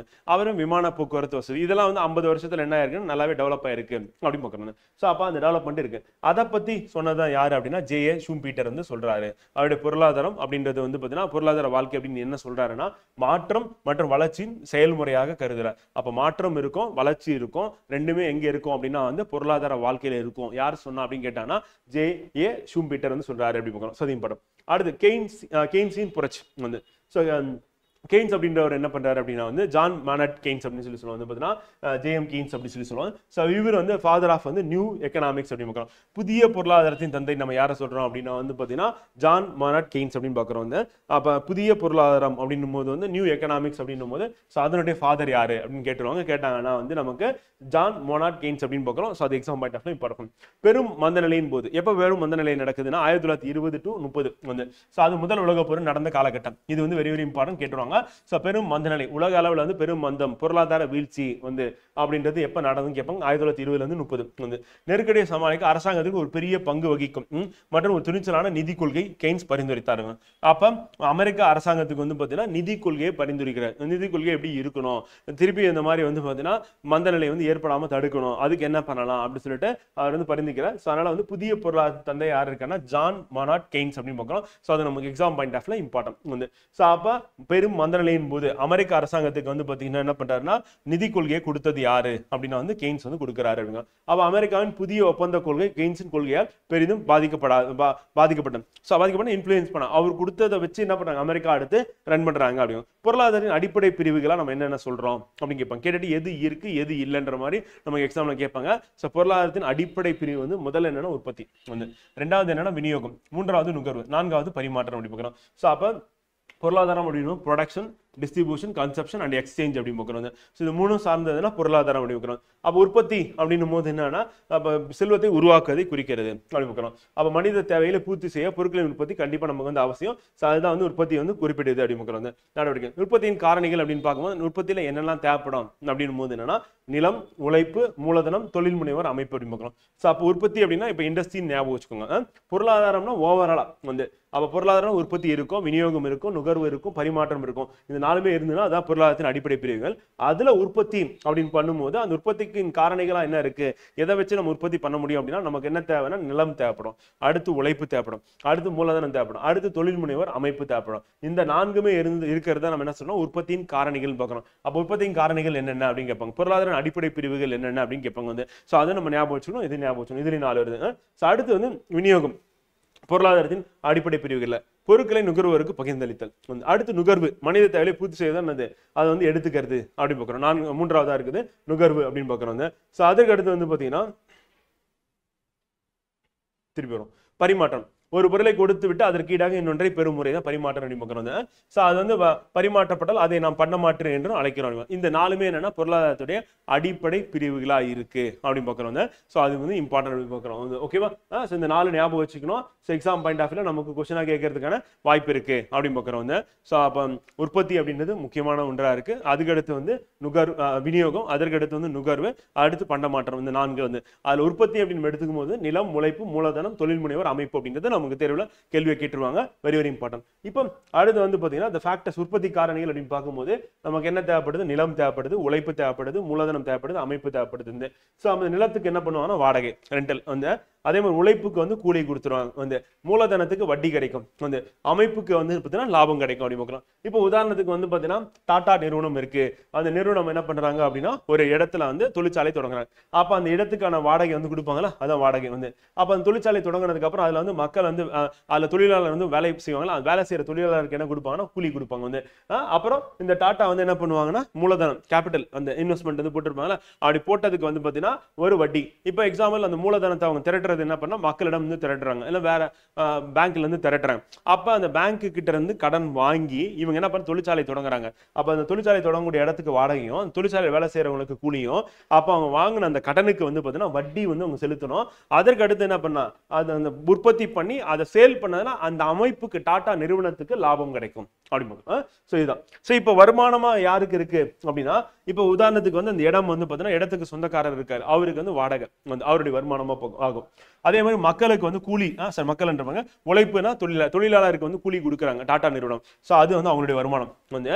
அதே மாதிரி பேங்க் வந்து என்ன பண்ணிருக்காங்கன்னா அந்த டாடாக்கு வந்து லோன் கொடுத்துருக்காங்க. அந்த லோனை யூஸ் பண்ணி தான் அவங்க தொழிற்சாலை தொடங்கியிருக்காங்க. இப்போ அந்த பேங்க்குக்கு இவங்க திருப்பி வட்டி செலுத்துறாங்களா, அந்த பேங்குக்கான வருமானமா வந்து மாறும் அந்த பேங்க். அதே மாதிரி இவங்களுக்கு கிடைக்கக்கூடிய லாபம், அந்த ஓனருக்கு டாடா ஓனருக்கு கிடைக்கக்கூடிய லாபம், அதுவும் வருமானம். அப்போ வருமானம் அப்படின்னு பார்க்கும்போது வாடகை, கூலி, வட்டி, லாபம்ன்ற வடிவத்தில் வருது. அப்போ யார் யார்கிட்ட போகுது அப்படின்னு இதுதான் உற்பத்தி காரணிகள் அப்படின்னு. அப்போ உற்பத்தி காரணிகள் ஃபேக்டர்ஸ் வந்து பார்த்தீங்கன்னா வருமானம் அப்படின்னு பார்க்கும்போது இதெல்லாம் வருமானம் வந்து இருக்கு அப்படி பார்க்குற ஃப்ரெண்ட். ஓகேவா? அடுத்து பொருளாதார கோட்பாட்டின் பிரிவுகள். பேரியல் பொருளாதாரம் வந்து மேக்ரோ எக்கனாமிக்ஸ் தான் என்ன, மைக்ரோ எக்கனாமிக்ஸ் என்ன. மேக்ரோ எக்கனாமிக்ஸ் எதை பத்தி டிஸ்கஸ் பண்ணுவோம், பேரியல் பொருளாதாரம் எதை பத்தி பேசுவோம். அதே மாதிரி வந்து மைக்ரோ எக்கனாமிக்ஸ் அப்படின்றது வந்து பாத்தீங்கன்னா துண்ணியல் பொருளாதாரம், அதை எதை பத்தி பேசும், அதான் நமக்கு எக்ஸாம்ல கேட்போம். அப்ப இங்கேயும் கீவேர்டு தான் நமக்கு முக்கியம், அது என்ன அப்படின்னு பார்ப்போங்க. ஸோ பேரியல் பொருளாதாரம் ஒட்டுமொத்த பொருளாதார அமைப்பை ஆய்வு செய்கிறது வந்து. அப்ப இதுல என்னெல்லாம் பேசுவாங்க, பேரியல் பொருளாதாரம் மொத்த வேலை வாய்ப்பு எவ்வளவு இருக்கு, அப்போ இந்தியாவில் இருக்குன்னா வேலை வாய்ப்பு எவ்வளோ இருக்குது, தமிழ்நாட்டில் எவ்வளோ வேலை வாய்ப்பு இருக்குன்னு. அடுத்து சேமிப்பு, எவ்வளோ வந்து சேமிச்சு வைக்கிறாங்க, ஃபியூச்சர் வந்து இன்வெஸ்ட்மெண்ட்டுக்காகவும் அல்ல ஃபியூச்சரில் வந்து நுகர்வு பண்ணுறதுக்காக சேமிச்சு வைக்கிறது. இப்போ நம்ம சேமிச்சு வைக்கிறது ஒரு பிஸ்னஸ் வந்து சேவ் பண்ணி வைக்கிறாங்க அப்படின்னு என்ன அர்த்தம்னா அவங்க எஃப்டியாக கன்வெர்ட் பண்ணுறாங்க அப்படின்னு அர்த்தம், ஃபியூச்சரில் இன்வெஸ்ட் பண்ணுறதுக்காக வந்து. அதே ஒரு தனிநபர் சேமிச்சு வைக்கிறா என்ன அர்த்தம், ஃபியூச்சரில் ஏதோ வாங்குறதுக்காக சேமிச்சு வைக்கிறாங்கன்னு அர்த்தம், நுகர்வுக்காக. அடுத்து முதலீடு வந்து எவ்வளோ முதலீடு வந்து பண்ணுறாங்க, ஒரு நாட்டில் வந்து எவ்வளோ முதலீடு. இன்னைக்கு நியூஸ் பேப்பர்லையும் பார்த்தோம், அந்நிய நேரடி முதலீடு யார் பண்ணா, சிங்கப்பூர் பண்ணா அதிகபட்சமா அப்படின்னு பார்க்குறோம் வந்து. ஸோ அப்போ அந்நிய நேரடி முதலீடு 19% மொத்த முதலீடு அவங்க பண்ணாங்க. அந்த பொருளாதார திரட்டுகள் இடையான உறவுகளை பற்றிய ஆய்வு வந்து. ஸோ அப்போ பொருளாதார திரட்டுகள் அப்படின்னு நம்ம எடுத்துக்கும் போது வந்து பார்த்தீங்கன்னா வந்து ரிலேஷன், அது என்னன்னா மேக்ரோ எக்கனாமிக்ஸ் அப்படின்னும் போது வந்து relation between broad economic aggregate such as total employment, savings and investment அப்படின்னு பார்க்குறோம். இதை பற்றின இதை பற்றின எல்லா தகவலும் தொடர்பான ஆய்வு அப்படின்றது தான் என்ன அப்படின்னு வந்து பார்த்தீங்கன்னா மேக்ரோ எக்கனாமிக்ஸ். அப்போ மேக்ரோ எக்கனாமிக்ஸ்ல வரக்கூடிய வார்த்தைகள் என்னென்ன கவனிச்சிங்க அப்படின்னா ஃப்ரெண்ட் வந்து, ஸோ பேரியல்பு பொருளாதாரம் அப்படின்னா ஒரு வார்த்தை என்னன்னா வேலை வாய்ப்பு, மொத்த வேலை வாய்ப்பு வந்து. ரெண்டாவது என்ன அப்படின்னா சேமிப்பு, மூணாவது என்ன அப்படின்னா முதலீடு. இந்த 3 வார்த்தை இருந்தால் அந்த ஸ்டேட்மெண்ட் வந்து கரெக்ட், அவ்வளோதான் வந்து. ஸோ படிக்கும் போது மொத்தமாக படிச்சிங்கன்னா கேள்வி கேட்கும்போது தப்பு பண்ணிடுவீங்க வந்து. அந்த மொத்தத்தில் கண்டிப்பாக இருக்க வேண்டிய வார்த்தை என்ன அப்படின்றது நம்ம ஞாபகம் வச்சுக்கணும். அப்படி ஞாபகம் வச்சுன்னா வேலை வாய்ப்பு, சேமிப்பு, முதலீடு அப்படின்ற இந்த 3 வார்த்தை தான் நமக்கு மிக மிக முக்கியம் அப்படின்னு.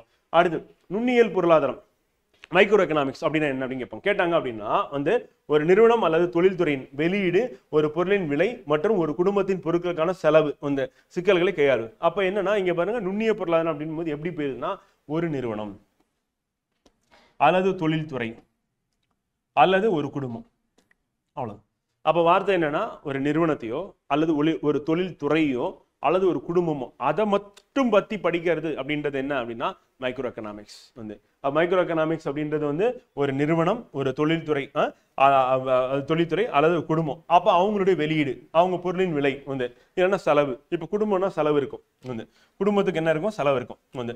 இப்போ அதே வந்து நிறுவனமோ தொழில்துறையோ இருக்கு அப்படின்னா அவங்க வெளியிடக்கூடிய ஒரு பொருளின் விலை வந்து, அப்போ அவங்க வெளியிடுற பொருள். இப்போ உதாரணத்துக்கு வந்து பார்த்தீங்கன்னா டாடா நிறுவனமே எடுத்துக்கலாம். இப்போ டாடா நிறுவனம் வந்து ஒரு கார் வந்து வெளியிடுறாங்க வந்து அப்படின்ற மாதிரி நம்ம எக்ஸாம்பிள் எடுத்துக்கலாம். அப்படி வெளியிடும் போது அந்த நிறுவனம் அது வெளியிடக்கூடிய பொருள் என்னன்னா கார், அதனுடைய விலை வந்து அதை பத்து மட்டும் ஸ்டடி பண்றது. இல்லை ஆவின் அப்படின்னு சொல்லிட்டு வந்து பார்த்தீங்கன்னா ஒரு பால் நிறுவனம் இருக்கு. அப்போ ஆவின் கம்பெனி வந்து அவங்க பால் பாக்கெட் வெளியிடுறாங்க. அப்போ பால் பாக்கெட் வெளியிடும் போது பால் பாக்கெட்ல கலர்ஸ் இருக்கு. ஒன்று வந்து கிரீன் கலர்ல இருக்கு, ஒன்று ஆரஞ்சு கலர்ல இருக்கு, இன்னொன்று பர்பிள் கலர்ல இருக்கு, இன்னொன்று ப்ளூ கலர்ல இருக்கு. அப்போ 4 விதமான பால் பாக்கெட் வெளியிடுறாங்க. 4த்துக்கும் விலையை வந்து ஃபிக்ஸ் பண்றாங்க. இதுல எது அதிகமாக வந்து சேல் ஆகுது, இதை பத்தி ஸ்டடி பண்றது அப்படின்றது என்ன, மக்களிடம் எது வந்து அதிகமாக வாங்கப்படுது, நுகர்வு எது, லாபத்தை எதுல வந்து லாபம் அதிகமா இருக்கு அப்படின்றத பத்தி ஸ்டடி பண்றதா என்ன அப்படின்னா மைக்ரோ எக்கனாமிக்ஸ் அப்படிங்க. அப்போ ஒரு வீடு இருக்கு, வீட்டில் வந்து பார்த்தீங்கன்னா கணவன் மனைவி 2 பேருமே வந்து பார்த்தீங்கன்னா வேலைக்கு போறாங்க. 2 பேரோட வருமானம் இருக்கு, அந்த வருமானத்துக்கான செலவு அப்படின்றது இருக்கு. ஸோ அதை பத்தி ஸ்டடி பண்றது என்ன அப்படின்னா நுண்ணியல் பொருளாதாரம். அப்போ நம்ம என்ன கீ வேர்டு அங்கே இருக்கணும் அப்படின்னா ஒரு நிறுவனம், ஒரு தொழில்துறை, ஒரு குடும்பம், இது இருந்ததுன்னா அதுதான் வந்து நுண்ணியல் பொருளாதாரம், அவ்வளவுதான் அப்படின்னா அந்த கீவேர்டை ஞாபகம் வச்சுக்கணும். ஞாபகம் வச்சுட்டா போதும். பொருளாதாரத்தின் வகைகள் அப்படின்னு எடுத்துக்கும் போது வந்து பார்த்தீங்கன்னா திறந்த பொருளாதாரம், மூடப்பட்ட பொருளாதாரம். அது என்ன திறந்த மூடப்பட்டது அப்படின்னா, திறந்த பொருளாதாரம்னா யாரு வேணாலும் அங்க போயிட்டு தொழில் தொடங்கலாம், அங்கிருந்து ஏற்றுமதி செய்யலாம், இறக்குமதி பண்ணலாம். இதெல்லாம் வந்து என்ன அப்படின்னா வந்து பார்த்தீங்கன்னா அந்த நாட்டோட எல்லைக்குள்ள அந்த பொருளாதார நடவடிக்கை முடியாம அந்த நாட்டிலிருந்து ஏற்றுமதி செய்யக்கூடிய பொருள், அதன் மூலியமா அவங்களுக்கு கிடைக்கக்கூடிய வருமானம் வந்து. அதே மாதிரி அந்த நாடு வந்து வேறொரு நாட்டுல இருந்து இறக்குமதி செய்யக்கூடிய பொருள் வந்து அதுக்கு அவங்க செலுத்த வேண்டிய தொகை வந்து.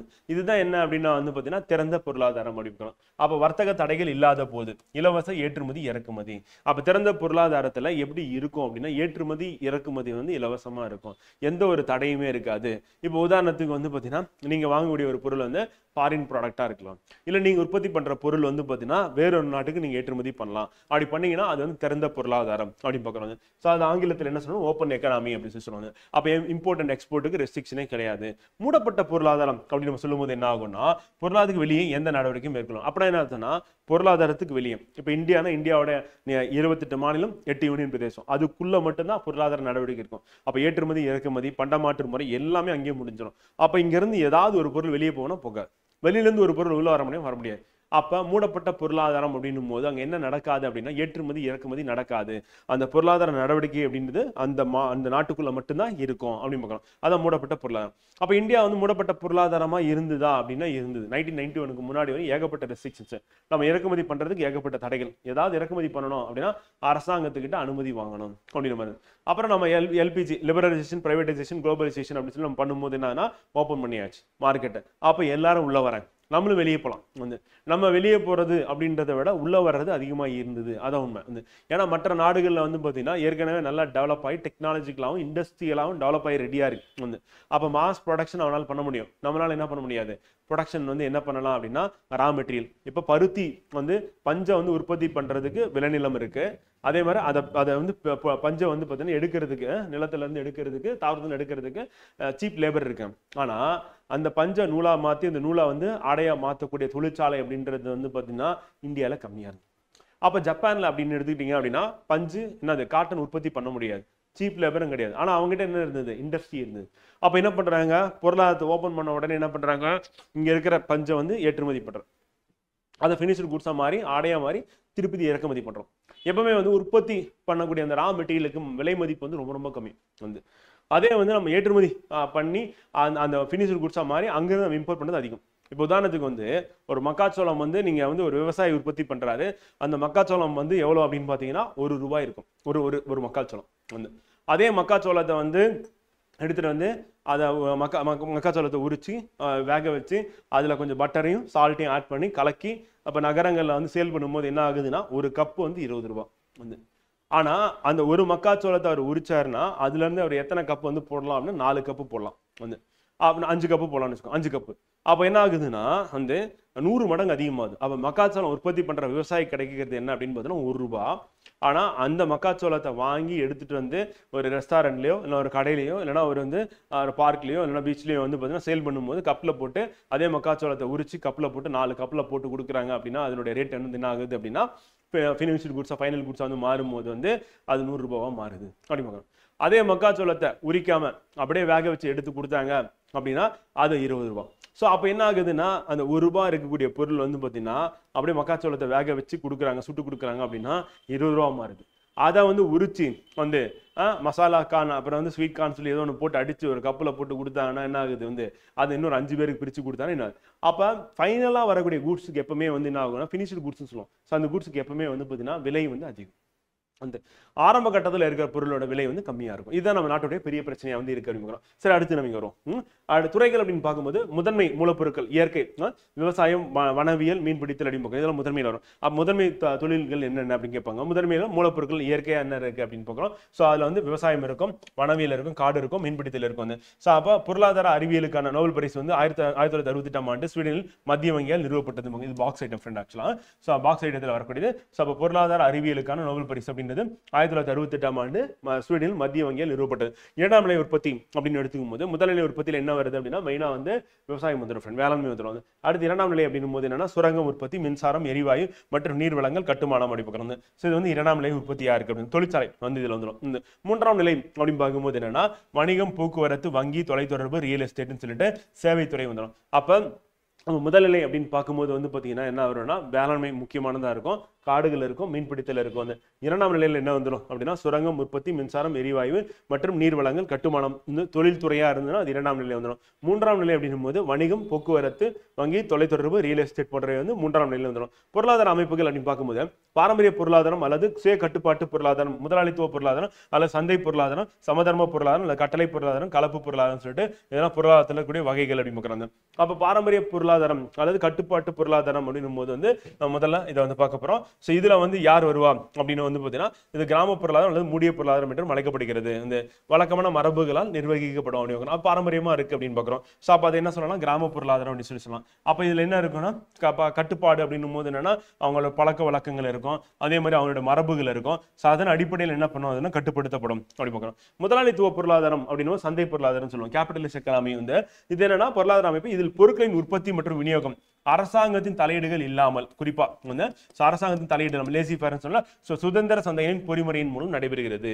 அப்ப கேபிட்டலிஸ்ட் அப்படின்னு எக்கனாமி அப்படின்னா அரசாங்கத்தோட தலையீடு இருக்கவே இருக்காது. அப்ப இது என்ன சொல்லலாம், சந்தை பொருளாதாரம் சுதந்திர வர்த்தகத்தை குறிப்பிடுகிறது. அமெரிக்கால இருக்கு, கனடால இருக்கு, கிரேட் பிரிட்டன்ல இருக்கு அப்படி பார்க்கிறோம். ஸோ இது இம்பார்ட்டன்ட். வந்து இது வந்து என்ன சொல்லலாம், சந்தை பொருளாதாரம். சந்தை பொருளாதாரம் சொல்லலாம், மார்க்கெட் எக்கனாமின்னு சொல்லலாம், கேபிட்டல் எக்கனாமின்னு சொல்லலாம். வந்து சமதர்ம பொருளாதாரம் அல்லது கட்டளை பொருளாதாரம் அப்படின்னா உற்பத்தி வலிமையில் அரசால் சொந்தமாக செய்யப்பட்டு இயக்கப்படும் பொருளாதாரம். அப்ப உற்பத்தி யார் பண்ணுவாங்கன்னா அரசு. வந்து அப்ப சொந்தமாவே உற்பத்தி வந்து பண்ணுவாங்க. வந்து அப்ப உற்பத்தி மற்றும் விநியோகம் அனைத்து முடிவுகளும் யாரால நிர்ணயிக்கப்படும், மத்திய திட்ட ஆணையத்தால் நிர்ணயிக்கப்படும். அப்ப அந்த நாட்டுல என்ன உற்பத்தி பண்ணணும், என்ன விநியோகம் பண்ணணும், மக்கள் வந்து எதை வந்து உற்பத்தி பண்ணணும் அப்படின்னு சொல்லி முடிவு பண்றது யாரு அப்படின்னா வந்து பாத்தீங்கன்னா சமதர்ம பொருளாதாரத்துல அரசு அப்படி பார்க்கணும். அப்ப கட்டளை பொருளாதாரமா இருக்கு. அப்ப திட்டமிட்ட பொருளாதாரம் என்று அழைக்கப்படுகிறது. இதுல வந்து சீனா, வியட்நாம், லாவோஸ், கியூபா மற்றும் வடகொரியா அப்படி பார்க்கறது. இந்த நாடுகள் இருக்கிறதா என்ன அப்படின்னா வந்து பாத்தீங்கன்னா நம்ம சமதர்ம பொருளாதாரம் அல்லது கட்டளை பொருளாதாரம் பார்க்கிறோம். ஸோ எடுத்துக்காட்டு கேட்பாங்க. நான் அண்டர்லைன் பண்ணிருக்கிற பாயிண்ட்ஸ் எல்லாமே இம்பார்ட்டன்ட். வந்து ஸோ கண்டிப்பா ஞாபகம் வச்சுக்கணும், அது கேட்கறது வாய்ப்பு இருக்கு. கலப்பு பொருளாதாரம் அப்படின்னு போது என்ன ஆகுதுன்னா வந்து இதுல பொது தனியார் ரெண்டு பேருமே ஒன்னா சேர்ந்து இருப்பாங்க அப்படி பார்க்கிறோம். உண்மையான உலகில் வந்து எந்த பொருளாதாரமும் தூய பாரம்பரிய பொருளாதாரமும் தூய முதலாளித்துவ பொருளாதாரம் அல்லது தூய சமதர்ம பொருளாதாரம் அல்ல. எங்கேயுமே தூய இல்லை. இப்ப சைனால எப்படி இருக்குன்னு பாத்தீங்கன்னா நம்ம சமதர்ம பொருளாதாரம் சொன்னாலும் அங்கேயும் வந்து என்ன இருக்குன்னா தனியார் துறை வந்து இருக்கு, பொதுத்துறை இருக்கு, ரெண்டு சேர்ந்து செயல்படக்கூடியதும் இருக்கு அப்படின்னு பார்க்கிறோம். ஸோ அப்போ சமதர்ம பொருளாதாரம் கட்டளை பொருளாதாரம் அப்படிங்கும் போது வந்து தூய சமதர்மம் தூய கட்டளை பொருளாதாரம் எங்கேயுமே இல்லை. வந்து இப்போ அமெரிக்கான்னு பார்க்கும்போது கேபிட்டலிஸ்ட் எக்கனாமி அப்படின்னு சொல்லுவோம், மார்க்கெட் எக்கனாமி. அங்கேயும் அரசாங்கமும் சில சேவைகளை வந்து கொடுக்க தான் செய்யுது அப்படின்னு பார்க்குறோம். இப்போ கலப்பு பொருளாதாரம் அப்படின்னும் போது இந்தியாவை சொல்லலாம் பெஸ்ட் எக்ஸாம்பிள். இங்கே பொதுத்துறையும் தனியார் துறையும் ஒன்னா சேர்ந்து செயல்படுது அப்படின்னு பார்க்குறோம். ஸோ அதுக்கு பெஸ்ட் எக்ஸாம்பிள் வந்து இந்தியா அப்படின்னு பார்க்குறோம். அப்போ தூய்மையான வந்து நம்ம சொன்ன ஏற்கனவே பாரம்பரிய பொருளாதாரம் சொன்னல அந்த கிராம பொருளாதாரம் அது எங்கேயுமே கிடையாது உலகத்துல. வந்து கேபிட்டலிஸ்ட் எக்கனாமி அப்படின்னும் போது வந்து பாத்தீங்கன்னா முதலாளித்துவ பொருளாதாரம் அதுவும் எங்கேயுமே கிடையாது தூய. வந்து அதே மாதிரி சமதர்ம பொருளாதாரம் சைனால இருக்குன்னு சொன்னா அதுவும் எங்கேயுமே கிடையாது தூய அப்படின்னு. பொருளாதாரத்தின் அடிப்படை விதிமுறைகள் அப்படின்னும் போது என்னென்னலாம் இருக்கு அப்படின்னா சந்தை, வர்த்தகம், செல்வம், பொருட்கள் அப்படின்னு பார்க்கலாம். இது எல்லாமே வந்து பாத்தீங்கன்னா பொருளாதாரத்துல அடிப்படை விதிமுறைகள் மற்றும் கருத்துக்களா வந்து இருக்கு. சந்தை கண்டிப்பா அவசியம், வாங்க விற்க. வர்த்தகம் அப்படின்றது என்னன்னா பொருட்களை வாங்குதல் விற்றல். அதுவும் வந்து செல்வம் அப்படின்னும் போது வந்து பாத்தீங்கன்னா மதிப்புள்ள பொருட்களின் இருப்பு, பண இருப்பு அப்படின்னு பார்க்கலாம். அந்த பொருட்கள் அப்படின்றது வந்து நம்ம மனித தேவை பூர்த்தி செய்யறதுக்காக உற்பத்தி செய்யக்கூடியது அப்படி பார்க்கலாம். மதிப்பு அப்படின்றது வந்து பாத்தீங்கன்னா பரிமாற்ற குணத்தை குறிக்கிறது அப்படி பார்க்கலாம். பணத்துல நம்ம அளவிடுறோம். விலை அப்படின்றது பொருளோட மதிப்பு வந்து குறிக்கக்கூடியதா இருக்கு. உழைப்பு அப்படின்றது அதுக்குன்னு வருமானம் வந்து கொடுக்கப்படுகிறது பார்க்கலாம். இது எல்லாமே வந்து பொருளாதாரத்துல இருக்கக்கூடிய அடிப்படைகள் அப்படின்னு பார்க்கிறோம். மூலதனம் இருக்கும், தொழில் முனைவர் இருக்கும், அந்த பொருளாதார அளவியல் இருக்கும். இதெல்லாம் கதை தான். வந்து இந்த கதையில கேள்வி கேட்க மாட்டாங்க. இதுக்கு முன்னாடி நம்ம பார்த்த கலப்பு பொருளாதாரம் என்ன, சமதர்ம பொருளாதாரம்னா என்ன, அதே மாதிரி முதலாளித்துவ பொருளாதாரம்னா என்ன, அதே மாதிரி பாரம்பரிய பொருளாதாரம்னா என்ன, அதுக்கு எடுத்துக்காட்டு என்ன, எந்த நாட்டுல இருக்கு அப்படின்றது நமக்கு தேர்வுல கேள்வியை கேட்பாங்க. சாதாரணமா நினைவில் வச்சுக்கணும் சொல்லி பார்க்கணும். ஓகேவா, அது ஞாபகம் வச்சுக்கணும். வந்து அடுத்து பொருளாதார குறித்த சில முக்கியமான புத்தகங்கள் வந்து நம்ம ஃபர்ஸ்ட் ஸ்டார்டிங்லயும் பார்த்தோம். வந்து புத்தகங்கள் ஆடம் ஸ்மித் எழுதின புத்தகம் என்ன அப்படின்னு சொல்லிட்டு அந்த மாதிரி வேற மற்றவங்க எல்லாம் யார் யார் என்னென்ன புத்தகம் எழுதியிருக்காங்க அப்படின்னு படிக்க போறோம். ஸோ நாடுகளின் செல்வம் வெல்த் ஆஃப் நேஷன் வந்து ஆடம் ஸ்மித் ஏற்கனவே பார்த்தோம். வந்து பண மாயை அப்படின்ற புத்தகம் எழுதினா இர்வின் ஃபிஷர் வந்து எழுதினாருங்க. பண மாயை வந்து ஆடம் ஸ்மித் வந்து நாடுகளின் செல்வம் வந்து ஸோ அது இம்பார்ட்டன். வந்து பல தடவை நம்ம கேள்வியை கேட்டது ரொம்ப முக்கியமானது. அதுக்கடுத்து மூலதனம் மற்றும் வளர்ச்சி வந்து ஹிக்ஸ் வந்து அந்த புத்தகத்தில் எழுதினா பார்க்கணும். இது நமக்கு எக்ஸாம்பிள் ஆல்ரெடி கேட்டாங்க. வந்து ஜேஎம் கீன்ஸ் வந்து அவர் வந்து அமெரிக்கா இந்த நவீன பொருளாதாரத்தை வந்து கொடுத்தாரு, மந்தநிலையை வந்து போக்கினாரு, நிதி கொள்கை வந்து அமெரிக்க அரசுக்கு வந்து சொன்னாருன்னு பார்த்தோம்ல. ஸோ அவர் எழுதின புக் வந்து வேலை வாய்ப்பு, வட்டி மற்றும் பணம் பற்றிய மைய கோட்பாடு அப்படின்னு சொல்லிட்டு அவர் வந்து வெளியிட்டிருக்காரு அப்படின்னு பார்க்கிறோம். ஜேஎம் கீன்ஸ் வந்து ஸோ அது இம்பார்ட்டன். ஜேஎம் கீன்ஸ் வந்து அடுத்து இந்தியாவிற்கான திட்டமிட்ட பொருளாதாரம் யாருன்னா மு விஸ்வேஸ்வரய்யர். இது நமக்கு எக்ஸாம் மைனப்ல பல தடவை கேட்டிருக்காங்க. Very very important. Adam Smith மாதிரி நமக்கு இந்த புக் வந்து வெரி வெரி இம்பார்ட்டன். மதிப்பு மற்றும் மூலதனம் அப்படின்றது வந்து ஹிக்ஸ் வந்து ஸோ அவர் எழுதின கேபிட்டல் அண்ட் க்ரோத் எழுதியிருக்காரு. அதே மாதிரி வேல்யூ அண்ட் கேபிட்டல் அப்படின்றது வந்து யார் எழுதினா அப்படின்றது வந்து பார்த்தீங்கன்னா ஹிக்ஸ் வந்து எழுதியிருக்காரு அப்படிங்கிறோம். And the Cannon theory of consumers plus நுகர்வோரின் உபரியின் நியதி வந்து கோட்பாடு மார்ஷல் வந்து எழுதியிருக்காரு. ஸோ அதுவும் நமக்கு இம்பார்ட்டன். பிக் புஷ் தியரி அப்படின்றது ஏஆர் ரோடன் வந்து எழுதியிருக்காரு அப்படின்னு பெரிய உந்துதல் கோட்பாடு வந்து தட்டன் அண்ட் சுந்தரம் வந்து பார்த்தீங்கன்னா இந்தியன் எக்கனாமி அப்படின்னு பார்க்குறோம். கௌரவ் தத் அண்ட் அஸ்வினி மகாஜன் அப்படின்னு பார்க்குறோம். தத்தன் சுந்தரம் இருக்குல்ல, ஸோ அவங்க தத்தன் சுந்தரம் வந்து இந்தியன் எக்கனாமி வந்து கௌரவ் தத் அண்ட் அஸ்வினி மகாஜன் வந்து எழுதின புக் அப்படின்னு பார்க்குறோம். ஸோ இது இம்பார்ட்டன். இதில் ரொம்ப ரொம்ப முக்கியமானது நமக்கு திருப்பி திருப்பி கேட்கறது என்னன்னா ஆடம் ஸ்மித்தோடைய wealth of nation important friend திருப்பி கேட்கறாங்க. அது இம்பார்ட்டன். வந்து அதுக்கு அடுத்து வந்து இந்தியாவிற்கான திட்டமிட்ட பொருளாதாரம் மு விஸ்வேஸ்வரய்யர். அது வெரி வெரி இம்பார்ட்டன். இது திருப்பி கேட்கணும். மற்றதெல்லாம் நீங்க அப்படியே படிச்சுட்டீங்கனாலும் சரியா இருக்கும் அப்படின்னு சொல்லி பார்க்கணும். ஓகேவா, ஆடம் ஸ்மித் நவீன முதலாளித்துவம் தந்தை என்று அழைக்கப்படுகிறார். ஸோ அது நமக்கு எக்ஸாம் ஐடஃப்ல இம்பார்ட்டன். ஏற்கனவே பார்த்தாச்சு. அடுத்து இந்திய பொருளாதாரத்தின் அடிப்படை அம்சங்கள், இந்திய பொருளாதாரத்தின் சிறப்பியல்புகள் என்ன அப்படின்னு பார்க்க போறோம்.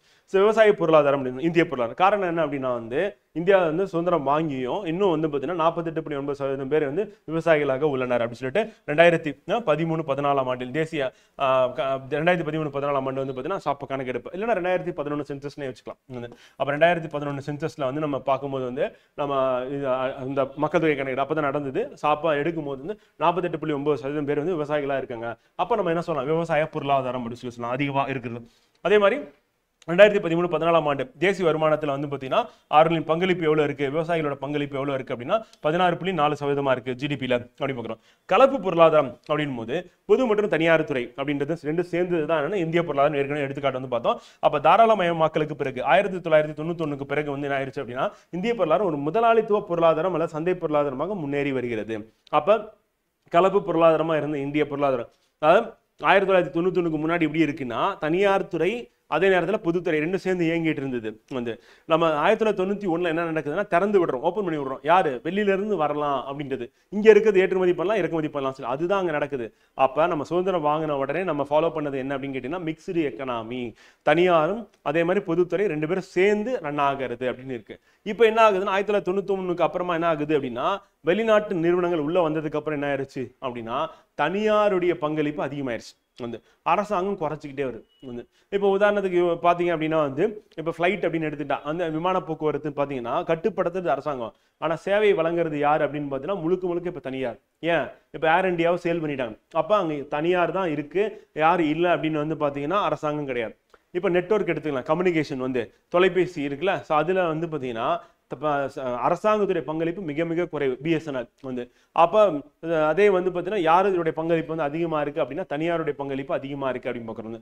சோ அப்ப ரெண்டுத்தையும் கம்பேர் பண்ணும்போது என்னது கேபிட்டலிஸ்ட் அதிகமாயிருச்சு. அப்ப மாதிரி ஒவ்வொரு நாடுகளையும் பாத்தீங்கன்னா இந்த மாதிரி கேபிட்டலிஸ்ட் அப்படின்றது அதிகமாகவும் குறைவாகவும் இருக்கு அப்படின்னு. வளரும் பொருளாதாரம் அப்படின்னு பார்க்கும்போது இந்திய பொருளாதாரம் வளரும் பொருளாதாரம் என்பதை பின்னொரு உண்மையில் காட்டுகிறது. தேசிய வருமானம் அப்படின்றது அதிகரிச்சுட்டே வருது அப்படின்னு பார்க்கணும். ஸோ அதில் பார்க்கும்போது தேசிய வருமானம் அப்படின்னு கணக்கிடும் போது 2013-14 நிதியாண்டுல எவ்வளவு இருக்கு அப்படின்னு பார்த்தீங்கன்னா 92 லட்சமா இருக்கு. அதே 2004-05 எவ்வளவு இருந்தது அப்படின்னா 49 லட்சமா இருக்கு. ஸோ அப்போ நமக்கு ஒரு டிகேட்ல அப்படியே என்ன ஆயிருக்கு அப்படின்னா டபுள் ஆயிருக்கு தேசிய வருமானம் அப்படிங்க. அப்போ தேசிய வருமானம் இன்க்ரீஸ் ஆகிட்டே இருக்கு அப்படின்னு பார்க்கணும். இப்போ கரண்டா பாலிசி நோட்ல இருக்கக்கூடிய டேட்டா நம்ம இதை ஃபாலோ பண்ற மாதிரி இருக்கும் ஃப்ரெண்ட். ஸோ அந்த டேட்டா அடுத்து நிலையான விலைகளில் தேசிய வருமானம் 4.2% வளர்ச்சி எட்டிருக்கு. அதே மாதிரி வருமானத்தின் வளர்ச்சி 11.9%. அப்ப இன்க்ரீஸ் ஆகுது அப்படின்னு நம்ம பாத்துக்கலாம். இப்ப கரண்டா நேஷனல் இன்கம் எவ்வளவு அப்படின்னு தான் கேட்பாங்க. சோ அது நம்ம பட்ஜெட்ல எக்கனாமிக் சர்வே அதுக்கப்புறம் நம்ம பாலிசி நோட்ல இருக்கக்கூடிய டேட்டா பார்த்துட்டோம்னா போதுமானதா இருக்கும். அடுத்து பிபிஎல் பிலோ பாவர்ட்டி லைன் சொல்லுவாங்க, வறுமை கோட்டு கீழே உள்ளவங்க. அப்ப ரங்கராஜன் குழு டெண்டர்கள் குழு எதுக்காக நியமிக்கப்பட்டது அப்படின்னா பாத்தீங்கன்னா வறுமை கோட்டு கீழே இருக்கிறவங்களை பத்தி ஸ்டடி பண்றதுக்காக. அப்ப வறுமை கோட்டு கீழே உள்ளவங்களை பத்தி ஸ்டடி பண்றதுக்காக நியமிக்கப்பட்ட குழு தான் என்னன்னா ரங்கராஜன் குழு டெண்டர்கள் குழு. அவ்வளவு இந்த குழு எதுக்காக நியமிக்கப்பட்டது அப்படின்னு நமக்கு தேர்வு நோக்கில் கேட்பாங்க, அதை ஞாபகம் வச்சுட்டா போதும். அடுத்து இந்தியா உலகின் அதிக மக்கள் தொகை நாடா இப்ப ஆயிடுச்சு 140 கோடி பேர் இருக்காங்க அப்படின்னு பார்க்கிறோம். 2001-11 ஆண்டுல மக்கள் தொகை எவ்வளவு அதிகரிச்சுன்னு கேட்பாங்க. கேட்டாங்கன்னா 17.69%. இப்ப 2011 இருந்து அடுத்து 2026 எவ்வளவு மக்கள் தொகை அதிகரிச்சிருக்கு அப்படின்னு கேட்பாங்க. கேட்டாங்க அப்படின்னா நம்ம டேட்டா வந்ததுக்கு அப்புறம் பாத்துக்கலாம். இப்ப அந்த டிகேடல் growth 10 ஆண்டுல எவ்வளவு வளர்ச்சி அப்படின்னு கேட்டாங்கன்னா 17.69% அப்படிங்க. 2011 மக்கள் தொகை கணக்கெடுப்பின்படி மொத்த இந்திய மக்கள் தொகை எவ்வளவு அப்படின்னு பார்த்தீங்கன்னா 121.07 கோடி அப்படிங்க. இந்த டேட்டா நம்ம ஞாபகம் வச்சுக்கணும். அதுதான் நம்ம கேட்பாங்க.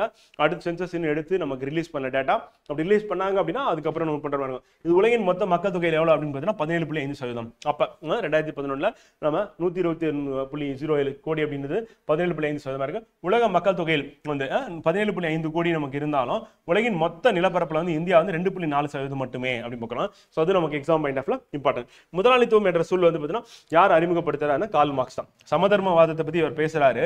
ஆனா அவர் தான் என்ன பண்றாரு, கேபிட்டலிஸ்ட் அப்படின்ற வார்த்தையை யூஸ் பண்றாரு அப்படின்னு. சோ அதுக்கு முன்னாடி என்ன இருந்தது அப்படின்னா பார்த்தீங்கன்னா மெர்கண்டிலிசம் அப்படின்றது இருந்திருக்கு, வணிகவாதம் சொல்லியிருந்தேன். கேபிட்டலிசம் அப்படின்றது வார்த்தையை சொல்றது யாரு அப்படின்னு கேட்பாங்க. கேட்டாங்கன்னா கார்ல் மார்க்ஸ். அவர் தான் சமதர்ம பொருளாதாரத்தை பத்தி பேசுறாரு.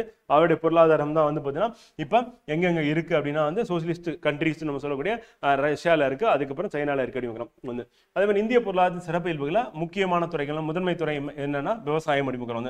ஏன்னா கிட்டத்தட்ட 40% மேல இல்ல 50%க்குள்ள பார்த்தீங்கன்னா மக்கள் எதுல வேலை வாய்ப்பு பெறுறாங்க அப்படின்னா விவசாயத்தில் அப்படி. அடுத்து இரண்டாம் நிலை துறை அப்படின்னா உற்பத்தி அப்படின்னு பார்க்குறோம். மின்சாரம் போன்றவற்றுடன் தொடர்புடைய. மூன்றாம் நிலைத்துறைனா வணிகம், போக்குவரத்து, தகவல் தொடர்பு அப்படின்னு. நாட்டின் பொருளாதார வளர்ச்சி சிறந்த குறிகாட்டி என்னன்னா தனிநபர் வருமானம். அப்போ தனிநபர் வருமானத்தை வச்சு நம்ம நாட்டின் பொருளாதார வளர்ச்சி எப்படி இருக்கு அப்படின்னு சொல்லலாம். தனிநபர் வருமானம் மொத்த வருமானத்தில் நம்ம என்ன பண்ணுவோம், டிவைடட் பை பாப்புலேஷன் போடுவோம். அப்படி போட்டோம்னா ஆண்டுக்கு வந்து பார்த்தீங்கன்னா ஒரு தனிநபரின் வருமானம் சராசரியாக எவ்வளவு இருக்கு அப்படின்னு வச்சு தான் நம்ம என்ன பண்ணுறோம், நம்மளோட வளர்ச்சியோட குறிகாட்டியா அது வந்து இருக்கு அப்படின்னு பார்க்குறோம். ஸோ அது இம்பார்ட்டன் வந்து.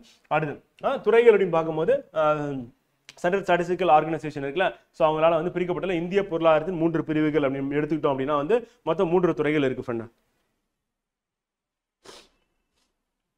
என்னென்ன அப்படின்னு பார்த்தீங்கன்னா முதன்மை துறை, இரண்டாம் நிலைத்துறை, மூன்றாம் நிலைத்துறை அப்படி சொல்லி பார்க்குறோம். 3 துறைகள் வந்து. முதன்மை துறை என்ன அப்படின்னு பார்த்தீங்கன்னா விவசாயம், தேனீ வளர்ப்பு, கால்நடை வளர்ப்பு அப்படின்னு பார்க்குறோம். அது இரண்டாம் நிலைத்துறை அப்படின் போது இரும்பு எஃகு தொழில், சர்க்கரை ஆலைகள், காலனி தொழிற்சாலை. மூன்றாம் நிலை தொழில் அப்படின்னா வங்கி, போக்குவரத்து, வணிக செயலாக்கம், அயலாக்கம் மற்றும் ஆலோசனை போன்றவை. அப்போ நம்ம எந்தெந்த துறைகள் எது எது கீழே வருதுன்னு கேட்பாங்க. மேட்ச் ஆஃப் ஃபாலோயிங்னு கேட்பாங்க, சிம்பிளாக கேட்பாங்க வந்து. அப்போ முதன்மை துறை அப்படிங்கிறத விவசாயம், தேனீ வளர்ப்பு, கால்நடை வளர்ப்பு. இரண்டாம் நிலைனா இரும்பு எஃகு தொழில், சர்க்கரை ஆலைகள், காலனி தொழிற்சாலை. மூன்றாம் நிலையத்துனா வங்கி, போக்குவரத்து, வணிக செயலாக்கம், அயலாக்கம், ஆலோசனை எப்படி பார்க்குறோம். இது மூன்றுமே நமக்கு எக்ஸாம் பாயிண்ட் ஆஃப்ல இம்பார்ட்டன்ட் பார்க்குறோம். அடுத்து நிலம் அப்படின்னு எடுத்துட்டா இந்தியாவில் மொத்த நிலப்பரப்பு எவ்வளோ அப்படின்னு பார்த்தீங்கன்னா ஃப்ரெண்ட் வந்து 32,87,263 ஸ்கொயர் கிலோமீட்டர் பார்க்கலாம். இது கேட்டுருவாங்க கேள்வியை வந்து. அதே மாதிரி கடல் பரப்பு, கடற்கரை அப்படின்னு நம்ம கடற்கரை அப்படின்னு எடுத்துக்கிட்டோம் அப்படின்னா தீவு கூட்டங்களோட சேர்த்து 7,516.5 கிலோமீட்டர் அப்படின்னு பார்க்குறோம். இந்தியாவும் பரப்பளவு அப்படின்னு பார்க்கும்போது உலகில் இருக்கக்கூடிய நாடுகளோட பரப்பளவு கம்பேர் பண்ணி 7வது பெரிய நாடாக வந்து இந்தியா வந்து இருக்கு அப்படின்னு பார்க்குறோம். ஸோ அப்போ 7th லார்ஜஸ்ட் கண்ட்ரி அப்படின்னு பார்க்குறோம். ஃபர்ஸ்ட் யாருன்னா ரஷ்யா, 2வது கனடா, 3வது சைனா வந்து, 4வது அமெரிக்கா வந்து. அப்போ ஃபர்ஸ்ட் ரஷ்யா இம்பார்ட்டன்ட், அப்புறம் நம்ம கனடா 2வது, 3வது சைனா, 4வது அமெரிக்கா, 5வது வந்து பிரேசில் அப்படி பார்க்குறோம். முதல் 5 கண்டிப்பாக நமக்கு தெரியும். நம்ம 7வது இருக்கிறனால 6வதும் பார்த்துட்டோம்னா கண்டிப்பாக யூஸ்ஃபுல்லாக இருக்கும். ஆஸ்திரேலியா வந்து 6வது பெரிய நாடாக வந்து இருக்கு அப்படின்னா உலகின் 7வது பெரிய நாடு எதுனா இந்தியா அப்படி பார்க்குறோம். ஸோ அது இம்பார்ட்டன்ட் பண்ணுது. அதுக்கடுத்து நிலப்பரப்பு எல்லை வந்து. அப்போ எல்லையை வந்து குறிக்குது. அப்போ எல்லை வந்து பார்த்தீங்கன்னா எவ்வளவு இருக்கு இந்தியா அப்படின்னா 15,200 கிலோமீட்டர் நில எல்லை இருக்கு. அது மொத்த நிலப்பரப்புல நம்ம வெறும் 2.42% தான் உலக நிலப்பரப்புல நம்ம இருக்கோம். மக்கள் தொகையில 17.5% பங்களிப்பு கொடுத்தாலும் நம்ம வாழ்ற நிலப்பரப்பு உலகத்தில் இருக்கிற மொத்த நிலப்பரப்புல நம்ம எவ்வளவு இருக்குன்னு பாத்தீங்கன்னா வெறும் 2.42% தான் நம்ம இருக்கோம் அப்படின்னு பாக்குறோம் ஃப்ரெண்ட். ஸோ அது நமக்கு இம்பார்ட்டன்ட். ஓகே, இதெல்லாம் கதை தான் ஃப்ரெண்ட் வந்து. ஆனால் தேர்வு நோக்கில் அப்படியே நமக்கு டேரெக்டாக எது கொஸ்டின் வருமோ அதை மட்டும் நான் உங்களுக்கு மார்க் பண்ணியிருக்கேன். அடுத்து வன அறிக்கை 2011 வந்து. இப்போ 2011 வன அறிக்கையின் படி வந்து பார்த்தீங்கன்னா 1987 முதல் இந்திய வன ஆய்வு நிறுவனம் வந்து நாட்டில் உள்ள வனப்பகுதியில் ஈராண்டுக்கு ஒரு முறை, இது இம்பார்ட்டன்ட், எப்போ ஸ்டார்ட் பண்ணாங்க 1987, எத்தனை வருஷத்துக்கு ஒரு தடவை, 2 வருஷத்துக்கு ஒரு தடவை என்ன அறிக்கை வெளியிடுறாங்கன்னா வன பரப்பளவு எவ்வளோன்னு சொல்லி அறிக்கை வெளியிடுறாங்க. அப்போ கடைசியாக வந்து பார்த்தீங்கன்னா இந்திய வன நிலை அறிக்கை வந்து 2011 வந்து 12வது அறிக்கையா, கடைசி கிடையாது, இதுக்கப்புறமும் வந்திருக்கு. இதுக்கப்புறம் கடைசியாக வந்தது 2023 ஃப்ரெண்ட் வந்து. அதில் 25% சொல்லிட்டு வன நிலப்பரப்பு வந்து இருக்குன்னு சொல்லியிருக்காங்க.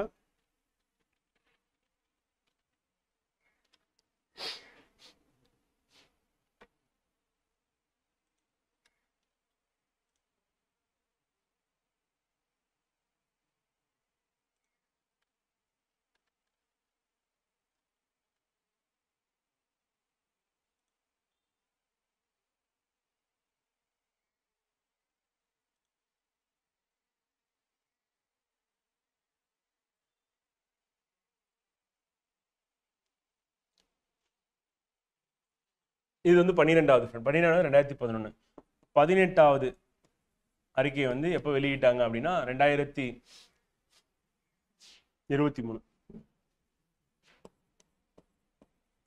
இதுல எவ்வளவு பர்சன்டேஜ் வந்து இருக்கு? இப்போ நாட்டில் வந்து 23.81% பார்க்குறோம்ல, இது வந்து 2011.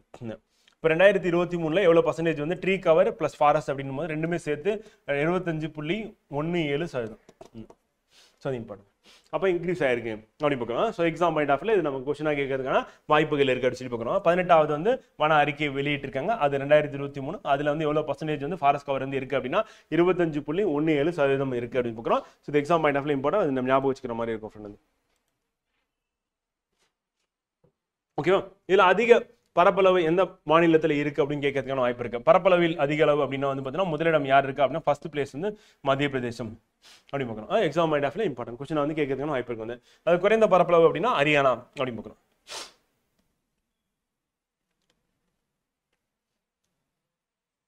அடுத்து பொறியாளர் இன்ஜினியர்ஸ் டே அப்படின்னு செப்டம்பர் 15 அப்படின்னு பார்க்கணும். அடுத்து தேசிய கனிம கொள்கை வந்து 2008 வந்து நேஷனல் மினரல் பாலிசி 2008 வந்து புதிய தேசிய கனிம கொள்கை வந்து 2008 ஆண்டு அரசாங்கத்தால் அங்கீகரிக்கப்பட்டது அப்படிங்க.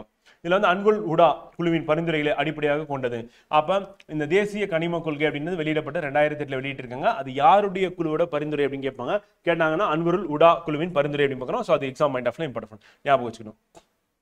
அடுத்து இந்தியா உலகின் 7வது பெரிய உற்பத்தியாளர் அப்படின்னு பார்க்குறோம். அண்ட் 5வது பெரிய ஆற்றல் நுகர்வோரா இருக்கு அப்படின்னு பார்க்குறோம். ஸோ அப்போ உற்பத்தியை பொறுத்தவரை ஆற்றல் பொறுத்தவரை எனர்ஜி அது வந்து உற்பத்தியில வந்து 7வது பெரிய நாடாக இருந்தாலும் நுகர்வோரை நம்ம 5வது இடத்துல இருக்கோம். ஆற்றல் நுகர்வோரா நம்ம இருக்கோம் அப்படின்னு பார்க்குறோம். இயற்கை எரிவாயு அப்படின்றத நம்ம என்ன சொல்றோம்னா ஹைட்ரோ கார்பன் இளவரசர் என்று பொருத்தமாக அழைக்கப்படுகிறது. அப்ப ஹைட்ரோ கார்பன்கள் அப்படின்னு பார்க்கும்போது பெட்ரோலியம் ஹைட்ரோ கார்பன் தான் வந்து அந்த ஹைட்ரோ கார்பன்ல இயற்கை எரிவாயு இளவரசர் அப்படின்னு சொல்றோம். ஸோ அது நமக்கு இம்பார்ட்டன்ட் எக்ஸாம் பாயிண்ட் ஆஃப்ல கொஸ்டினா கேட்டுருவாங்க வந்து அது இம்பார்ட்டன்ட். உற்பத்தி மற்றும் நுகர்வோர் இந்தியாவில் 1955ஆம் ஆண்டு எதை ஆரம்பிச்சாலும் ONGC oil and natural gas corporation அப்படின்னு பார்க்குறோம். So oil and natural gas corporation அப்படின்னு பார்க்குறோம். ஸோ தேசிய அளவில் உருவாக்கப்பட்டது எப்போ உருவாக்கணும் கேட்பாங்க 1955 அப்படின்னு பார்க்குறோம். ஸோ எக்ஸாம் பாயிண்ட் ஆஃப்ல இம்பார்ட்டன்ட் அது கொஸ்டினா கேட்டுருவாங்க. அதுக்கடுத்து எண்ணெய் மற்றும் இயற்கை எரிவாயு கழகம் பன்னாட்டு லிமிடெட் அந்த OVL வந்து ஸோ அது வந்து oil and natural gas corporation Videsh limited அப்படின்னு பார்க்குறோம். ஸோ அப்போ ONGC அப்படின்றது இங்கே இந்தியாவில், அதே வந்து OVL அப்படின்றது oil and natural gas corporation Videsh limited அப்படின்றது பன்னாட்டு அளவில் போயிட்டு ஆயில் வந்து எடுக்கிறது. இப்போ வியட்நாம் பக்கத்தில் போய் எடுக்கிறாங்க, சவுத் சைனா சீல இருந்து ஆயில் எடுக்கிறாங்க அப்படின்னா ஸோ அதுக்கான ஆர்கனைசேஷன் என்ன OVL அப்படின்னு பார்க்குறோம். ஸோ அதனுடைய விரிவாக்கம் நமக்கு எக்ஸாம் பாயிண்ட் ஆஃப்ல கொஸ்டினா கேட்டுருவாங்க. அடுத்து இந்திய பொருளாதாரத்தின் முக்கியத்தன்மைகள் குறைந்த வருமானம் அப்படின்றது ஒரு பிரச்சனை. விவசாயிகளின் ஆதிக்கம் அப்படின்றது ஆதிக்கம்னா விவசாயிகள் அதிக அளவில் இருக்காங்க அப்படின்னு பார்க்குறோம். ஸோ அதனால என்னன்னா பொருளாதாரம் வந்து கம்மியா இருக்கு அப்படின்னு பார்க்குறோம். 2013-14 வந்து ஜிடிபியில் வந்து 13.7% பங்களிப்பு யார் கொடுத்தாங்க அப்படின்னா வந்து விவசாயம் மற்றும் அதை சார்ந்த துறைகள் அப்படின்னு பார்க்குறோம். ஸோ அது நமக்கு கேள்வியாக கேட்கறதுக்கான வாய்ப்புகள் இருக்காங்க. இந்த பிரசன்ட் டேட்டா அப்படின்றது நம்ம பட்ஜெட் எக்கனாமிக் சர்வேல நம்ம பார்ப்போம். ஸோ அதில் பார்த்துடலாம் வந்து மேலும் இந்தியாவில் விவசாயம் சுமார் வந்து 50% தொழிலாளர்களுக்கு வேலைவாய்ப்பு வழங்குகிறது அப்படின்னு பார்க்குறோம். 11 இருக்குல்ல அந்த டேட்டா அப்படி வந்து பார்த்தீங்கன்னா நம்ம 50% சுமார் அப்படின்னு சொல்லுவோம். இந்தியாவின் மக்கள் தொகையில வந்து வளர்ச்சியில் விகிதம் ஆண்டுக்கு எவ்வளவு இருக்கு அப்படின்னு பார்த்தீங்கன்னா 2001-2011 17.64% ஏற்கனவே பார்த்ததா.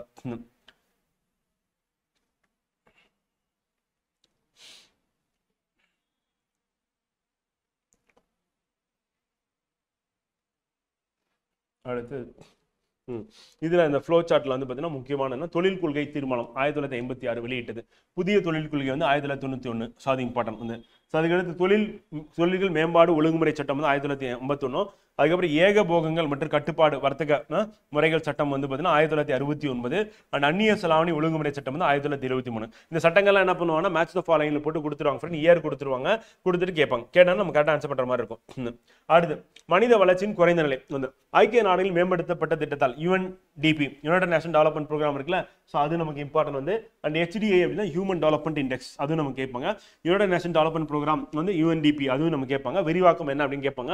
கேட்டாங்கன்னா நம்ம கரெக்டாக அளிக்கணும். ஸோ அதில் வந்து மனிதவள மேம்பாட்டு குறியீடு அப்படின்னு வளர்ச்சியின் குறியீட்டா என்னதெல்லாம் சொல்றாங்க அப்படின்னா HDIயில் என்ன இருக்குன்னா கல்வி இருக்கு, சுகாதாரம் இருக்கு, அப்புறம் வருமானம் இருக்கு அப்படின்னு பார்க்குறோம். ஸோ அப்போ கல்வி, சுகாதாரம், வருமானம் அப்படின்னு சொல்லிட்டு மூணுமே அவங்க எடுத்துக்கிறாங்க அப்படின்னு பார்க்குறோம். 3 முக்கிய அளவுகளின் கூட்டு குறியீடாகும். அப்போ அந்த 3த்தையும் கூட்டி அதை பேஸ் பண்ணி தான் நம்ம HDI அப்படின்னு சொல்லி ஹியூமன் டெவலப்மெண்ட் இண்டெக்ஸ் அப்படின்னு சொல்லி ரிலீஸ் பண்றாங்க. ஞாபகம் வச்சுக்கணும், இம்பார்ட்டன்ட். ஒவ்வொரு ஆண்டும் மனித மேம்பாட்டு அறிக்கையில் வந்து ஸோ அந்த அறிக்கையில் வந்து என்ன சொல்றோம் ஹியூமன் டெவலப்மெண்ட் ரிப்போர்ட் ரிலீஸ் பண்றாங்க. ஸோ அதில் ஒவ்வொரு நாட்டிற்கும் HDIயின் மதிப்பு கணக்கிடப்படுகிறது. பின்னர் அவை உயர், நடுத்தர மற்றும் குறைந்த மனித வளர்ச்சியுள்ள நாடுகள் 3 கேட்டகரியா. அப்ப 3 யூஸ் பண்றாங்க. அண்ட் அதுல வந்து அவங்க ரேங்க் போடும்போது என்ன பண்ணா உயர்ந்த, நடுத்தர, குறைந்த அப்படின்னு சொல்லிட்டு 3 கேட்டகரைஸ் பண்றாங்க அப்படின்னு பார்க்கிறோம். வரிசைப்படுத்தப்படுகிறோம். UNDP united national development programme உலகளாவிய மனிதவள மேம்பாட்டு குறியீடுல 2018 படி இந்தியா 189 நாடுகள் 130வது இடத்துல இருக்கு அப்படின்றது இம்பார்ட்டன்ட். கரண்ட் அப்படின்றது நம்ம கரண்ட் பேஸ் தான். இப்போ ரீசெண்டா வந்து என்ன டேட்டா ரிலீஸ் பண்ணாலும் அங்க பார்க்குற மாதிரி இருக்கும். இந்தியாவில் மிக குறைந்த காடுகளை கொண்ட மாநிலம் எது அப்படின்னா ஹரியானா. ஏற்கனவே அதிகமா இருக்கிறது எதுன்னு பார்த்தோம் மத்திய பிரதேசம் அப்படி பார்க்கிறோம். ஸோ அது நமக்கு இம்பார்ட்டன்ட் ஃப்ரெண்ட். அடுத்து செலுத்து சமநிலை அப்படின்னும் போது பேலன்ஸ் ஆஃப் பேமெண்ட் அப்படின்னு சொல்லுவோம். அதாவது நம்ம எவ்வளவு எக்ஸ்போர்ட் பண்றோம், எவ்வளவு இம்போர்ட் பண்றோம்னு சொல்லிட்டு. அப்ப இம்போர்ட் பண்றது அதிகமாகி எக்ஸ்போர்ட் பண்றது கம்மியாச்சுன்னா அது வந்து பாதகமான நிலை. வந்து எக்ஸ்போர்ட் அதிகமாகி இம்போர்ட் கம்மியாச்சுன்னா சாதகமான நிலை. ரெண்டுமே சமமா இருந்ததுன்னா சமநிலை அப்படின்னு பார்க்குறோம் வந்து. ஸோ அப்போ இந்தியாவின் பேலன்ஸ் ஆஃப் பேமெண்ட் அப்படின்னா பொதுவாக சாதகமற்றது. காரணம் என்ன அப்படின்னா வந்து பாத்தீங்கன்னா பற்றாக்குறை எதிர்கொள்கிறது. காரணம் என்ன அப்படின்னா நம்ம அதிகமா வந்து என்ன பண்றோம் அப்படின்னா இம்போர்ட் பண்றோம், நம்ம ஏற்றுமதி பண்றது அப்படின்றது குறைவா இருக்கு அப்படின்னு பார்க்குறோம். ஸோ அதுதான் நமக்கு இருக்கக்கூடிய பிரச்சனையா இருக்கு அப்படின்னு பார்க்குறோம். ஸோ அப்ப நம்ம வெளிநாட்டு மூலதனத்தை என்ன வச்சு என்ன பண்றோம் சமாளிக்கிறோம் அப்படின்னு பார்க்குறோம். அப்போ நம்ம என்ன பண்றோம், இறக்குமதி அதிகமாக பண்றோம், ஏற்றுமதி நம்ம கம்மியாக பண்றோம். அப்படி நம்ம ஏற்றுமதி பண்ணாலும் எது சார்ந்து இருக்குன்னா வேளாண்மை சார்ந்த பொருட்களா நம்ம ஏற்றுமதி பண்றோம். அப்ப வளர்ந்த நாடுகள்ல இருந்து இறுதி பொருட்களை நம்ம என்ன பண்றோம், இறக்குமதி பண்றோம். அப்ப ஏற்றுமதி பண்றது வேளாண்மை பொருள், இறக்குமதி பண்றது இறுதி பொருள். அதனால என்ன ஆகுது அப்படின்னா நம்ம பேலன்ஸ் ஆஃப் பேமெண்ட் அப்படின்றது நமக்கு ஒரு பெரிய பிரச்சனையா வந்து மாறுது அப்படின்னு பார்க்குறோம். ஏற்கனவே சொன்ன மக்காலச்சோள கதை தான், இல்லைன்னா பருத்தி கதை தான், காட்டன் அப்படி ஞாபகம் வச்சுக்கோங்க. அதனால நமக்கு பாதிப்பு ஏற்படுது அப்படிங்க. அதனால நம்ம என்ன பண்றோம், கடன் வாங்குறோம். யார்கிட்ட? IMF, world bank, ADP, Asian development bank. இன்னைக்கு நியூஸ் பேப்பர்லயும் பார்த்தோம், ஏசியன் டெவலப்மெண்ட் பேங்க் நமக்கு எவ்வளவு கொடுக்க போறாங்க, $1000 கோடி வந்து பாத்தீங்கன்னா கடன் உதவி கொடுக்க போறாங்க அப்படின்னு பார்க்கணும். சோ அப்ப இந்த கடன் வாங்கி தான் நம்ம என்ன பண்றோம்னா சமாளிக்கிறோம் எல்லாத்தையும். அடுத்து மத்திய பிரதேசம் வந்து நிதியாண்டு ஜனவரி 1 முதல் டிசம்பருக்கு மாற்றி முதல் மாநிலம். ஸோ அதை ஃபினான்சியல் இயர் அப்படின்னா நம்ம என்ன சொல்லணும், ஏப்ரல் 1 ஆரம்பிச்சு மார்ச் 31 வரையும். ஆனா இதை வந்து ஜனவரி 1 டிசம்பர் 31 சொல்லி மாத்தினது யாருன்னா மத்திய பிரதேசம் மாத்தி இருக்கு அப்படின்னு பார்க்குறோம். அது இம்பார்ட்டன். அப்புறம் டேபிள் கண்டென்ட்ல சில இம்பார்ட்டன்ட் ஃபேக்டர் இருக்கு கேட்பாங்க. நாட்டின் மொத்த பரப்பளவு எவ்வளவுன்னா 32,87,223 ஸ்கொயர் கிலோமீட்டர் மனப்பாடம் பண்ணிடணும். இம்பார்ட்டன். உலக பகுதியில் நம்ம எவ்வளவு சதவீதம், 2.42% தான். காடு மற்றும் மரங்களின் பரப்பளவு அப்படின்றது வந்து 23.81 2011 இது. இப்ப பிரசன்டா எவ்வளவு இருக்கு அப்படின்னு நம்ம இப்பதான் பார்த்தோம். 25% அப்படின்னு ஞாபகம் வச்சுக்கோங்க. அது இம்பார்ட்டன்ட். இப்ப 2023 ரிப்போர்ட்டின் படி அப்படிங்க. மொத்த காட்டு பரப்பளவு அப்படின்னு பார்க்கும்போது சதுப்பு நிலங்கள் அது எவ்வளவு இருக்கு அப்படின்னா 21.05. சதுப்பு நிலங்களோட பர்சன்டேஜ் வந்து பாத்தீங்கன்னா நம்ம அப்படியே மெயின்டைன் ஆகிறதுக்கான வாய்ப்பு இருக்கு. அதே மாதிரி விவசாய நில சாகுபடி நிலம் அப்படின்னு 2011-12 வந்து 191.98 மில்லியன் ஹெக்டேர். இது வந்து குறையறதுக்கான வாய்ப்பு இருக்கு, அதிகமாக மட்டும் ஆகாது. மிகப்பெரிய மாநிலம் பரப்பளவு வாரியாக எது இருக்குன்னா ராஜஸ்தான் இருக்கு, அப்படியே இருக்கு. சிறிய மாநிலம் எதுனா பரப்பளவு வாரியான கோவா தான் இருக்கு. அதிகபட்ச மாநிலங்கள் எல்லைகளை தொடும் மாநிலம் எது அப்படின்னு கேட்டீங்கன்னா உத்தரப்பிரதேசம். மொத்தம் எத்தனை மாநிலங்கள் எல்லையை டச் பண்ணுது, 8 மாநிலங்களோட எல்லையை டச் பண்ணுது. ஸோ உத்தரகாண்ட், இமாச்சல் பிரதேஷ், ஹரியானா, ராஜஸ்தான், மத்திய பிரதேஷ், சத்தீஸ்கர், ஜார்க்கண்ட், பீகார் இந்த மாநிலங்களோட சுத்தி இருக்கு. நம்ம ஆர்டரா பார்த்தீங்கன்னா மேல உத்தரகாண்ட், அடுத்து இமாச்சல் பிரதேசம், அடுத்து ஹரியானா, அடுத்து ராஜஸ்தான், மத்திய பிரதேசம், சத்தீஸ்கர், ஜார்க்கண்ட், பீகார், அப்படியே அதை சுத்தி அப்படியே வரும். அப்படியே சுத்தி வரக்கூடியது என்ன அப்படின்னு பாத்தீங்கன்னா இந்த உத்தரப்பிரதேசம் பண்ணுங்க. அடுத்து உணவு தானியங்கள் விளையும் பரப்பளவு அப்படின்னு எடுத்துட்டோம் அப்படின்னா 125 மில்லியன் ஹெக்டேர் அப்படின்னு பார்க்குறோம். அது இம்பார்ட்டன்ட். தனிநபர் நிலம் கிடைக்கும் தன்மை அப்படின்னு பார்க்கும்போது 2011-12 தனிநபர் மொத்த மக்கள் தொகையால நம்ம டிவைட் பண்ணோம் அப்படின்னா எவ்வளவு இருக்குன்னா 0.15 ஹெக்டேர் அப்படின்னு பார்க்கலாம். இதை வந்து தனிநபர் நிலம் கிடைக்கும் தன்மை அப்படின்னு சொல்லி பார்க்கலாம். இதை குறிக்குது அப்படின்னு பார்க்கலாம். அடுத்து உள்கட்டமைப்பு அப்படின்னு நம்ம எடுத்துட்டோம்னா ஃப்ரெண்ட், பொருளாதார உள்கட்டமைப்பு, சமூக உள்கட்டமைப்பு அப்படின்னு பார்க்கலாம். பொருளாதார உள்கட்டமைப்பு அப்படின்னு நம்ம எதை சொல்லுவோம் அப்படின்னு கேட்டீங்கன்னா போக்குவரத்து, தகவல் தொடர்பு, ஆற்றல், நீர்ப்பாசனம், பணவியல் மற்றும் நிதி நிறுவனங்கள் பார்க்கலாம். சமூக உள்கட்டமைப்பு அப்படின்னு நம்ம எதை சொல்லுவோம் அப்படின்னு பாத்தீங்கன்னா கல்வி, பயிற்சி, ஆராய்ச்சி, சுகாதாரம், அதுக்கப்புறம் வீடு மற்றும் குடிமை அப்படின்னு. இதெல்லாம் வந்து சமூக அடிப்படையில் முன்னேற்றம் அப்படின்னா கல்வி வந்து, அப்ப ஸ்கில் டெவலப்மெண்ட் பயிற்சி, அப்புறம் ஆராய்ச்சி, இந்த சுகாதாரம், வீடு, குடிமைன்னு சொல்லிட்டு. பொருளாதாரம் அப்படின்னும் போதுன்னா போக்குவரத்து, தகவல் தொடர்பு, ஆற்றல், நீர்ப்பாசனம், பணவியல், நிதி நிறுவனங்கள். அப்படி பார்க்கும்போது நமக்கு என்ன ஆகுதுன்னா தனி மனிதனோட வாழ்க்கையில மிகப்பெரிய தாக்கத்தை ஏற்படுத்துறது கல்வி வந்து, அவனுக்கு ஏற்படுத்தக்கூடிய பயிற்சி, ஆராய்ச்சி, அப்புறம் சுகாதாரம், வீடு, குடிமை அப்படி பார்க்கலாம். இது எல்லாமே தனி மனிதனுங்க. மொத்தமா அந்த நாட்டுக்கே வந்து பார்த்தீங்கன்னா மிகப்பெரிய கட்டமைப்பா எது இருக்கும் அப்படின்னா பொருளாதார கட்டமைப்பு அப்படி பார்க்கலாம். ஸோ ரெண்டுத்துக்கும் உள்ள வித்தியாசம் இதுதான். இது எது சமூக உள்கட்டமைப்பு, எது பொருளாதார உள்கட்டமைப்புன்னு கேட்டுருவோம். கேட்டாங்கன்னா ஞாபகம் வச்சுக்கணும். தனி மனிதனுடைய டைரக்டா அவனை கான்டாக்ட் பண்றது அப்படின்னா. அடுத்து மற்றதெல்லாம் கதை தான் ஃப்ரெண்ட். கதையை வேணா படிச்சுக்கலாம். ஆனா எக்ஸாம்ல எது உங்களுக்கு கேள்வியா கேட்டு விடையா வருமோ அதை மட்டும் தான் நான் உங்களுக்கு மார்க் பண்ணிட்டு இருக்கேன். அடுத்து போக்குவரத்து அப்படின்னு பார்க்கும்போது 2017 நிலவரப்படி கிராமப்புற சாலைகள் வந்து எவ்வளவு இருக்குன்னா 70.65% அப்படிதான் இருக்கும். பெருசா மாற்றம் இருக்காது. நெடுஞ்சாலைகள் 1.94% அப்படிதான் இருக்கும். ஸோ அப்போ கிராமப்புற சாலைகள் தான் அதிக அளவில் இருக்கு தெரிஞ்சுக்கோங்க. தேசிய நெடுஞ்சாலைகள் வந்து நீளத்துல வந்து பாத்தீங்கன்னா எது கம்மியா இருக்கு அப்படின்னு பார்க்குறோம். ஸோ அது நமக்கு இம்பார்ட்டன்ட் எக்ஸாம் மைண்ட் ஆஃப். அடுத்து ரயில்வே அப்படின்னு பார்க்கும்போது இந்தியா வந்து ஆசியாவிலே மிகப்பெரியது, வந்து உலகில 4வது பெரியது அப்படின்னு பார்க்குறோம். அப்போ ரயில்வே நெட்வொர்க் அப்படின்னு போது ஆசியாவிலே மிகப்பெரியதா இருக்கு. அண்ட் உலக அளவில் அப்படின்னு பார்க்கும்போது 4வது பெரியதா இருக்கு. இந்தியாவின் முதலில் வந்து வைஃபை வசதி வழங்கியது எந்த ரயில்வே நிலையம் அப்படின்னா பெங்களூரு அப்படின்னு பார்க்குறோம். ஸோ அது புக்ல இருக்கிறதுனால கேட்கறதுக்கான வாய்ப்பு இருக்கு. அடுத்து தேசிய துறைமுக வாரியம் தான் என்ன பண்றாங்கன்னா இந்தியாவில் 13 பெரிய துறைமுகங்கள் இருக்குல்ல, அது நிர்வகிக்கிறாங்க. அது எப்போ ஏற்படுத்தப்பட்டதுன்னா 1950 ஏற்படுத்தப்பட்டது. இந்தியாவின் முதல் உள்நாட்டு நீர்வழி பன்முக மையம் எங்க இருக்குன்னு கேட்டாங்கன்னா வாரணாசியில இருக்கு, 2018 அப்படி பார்க்குறோம். அது வந்து நேஷனல் வாட்டர்வே நம்பர் 1ல இருக்கு அப்படி பார்க்குறோம். ஸோ அது நமக்கு இம்பார்ட்டன்ட் ஃப்ரெண்ட்.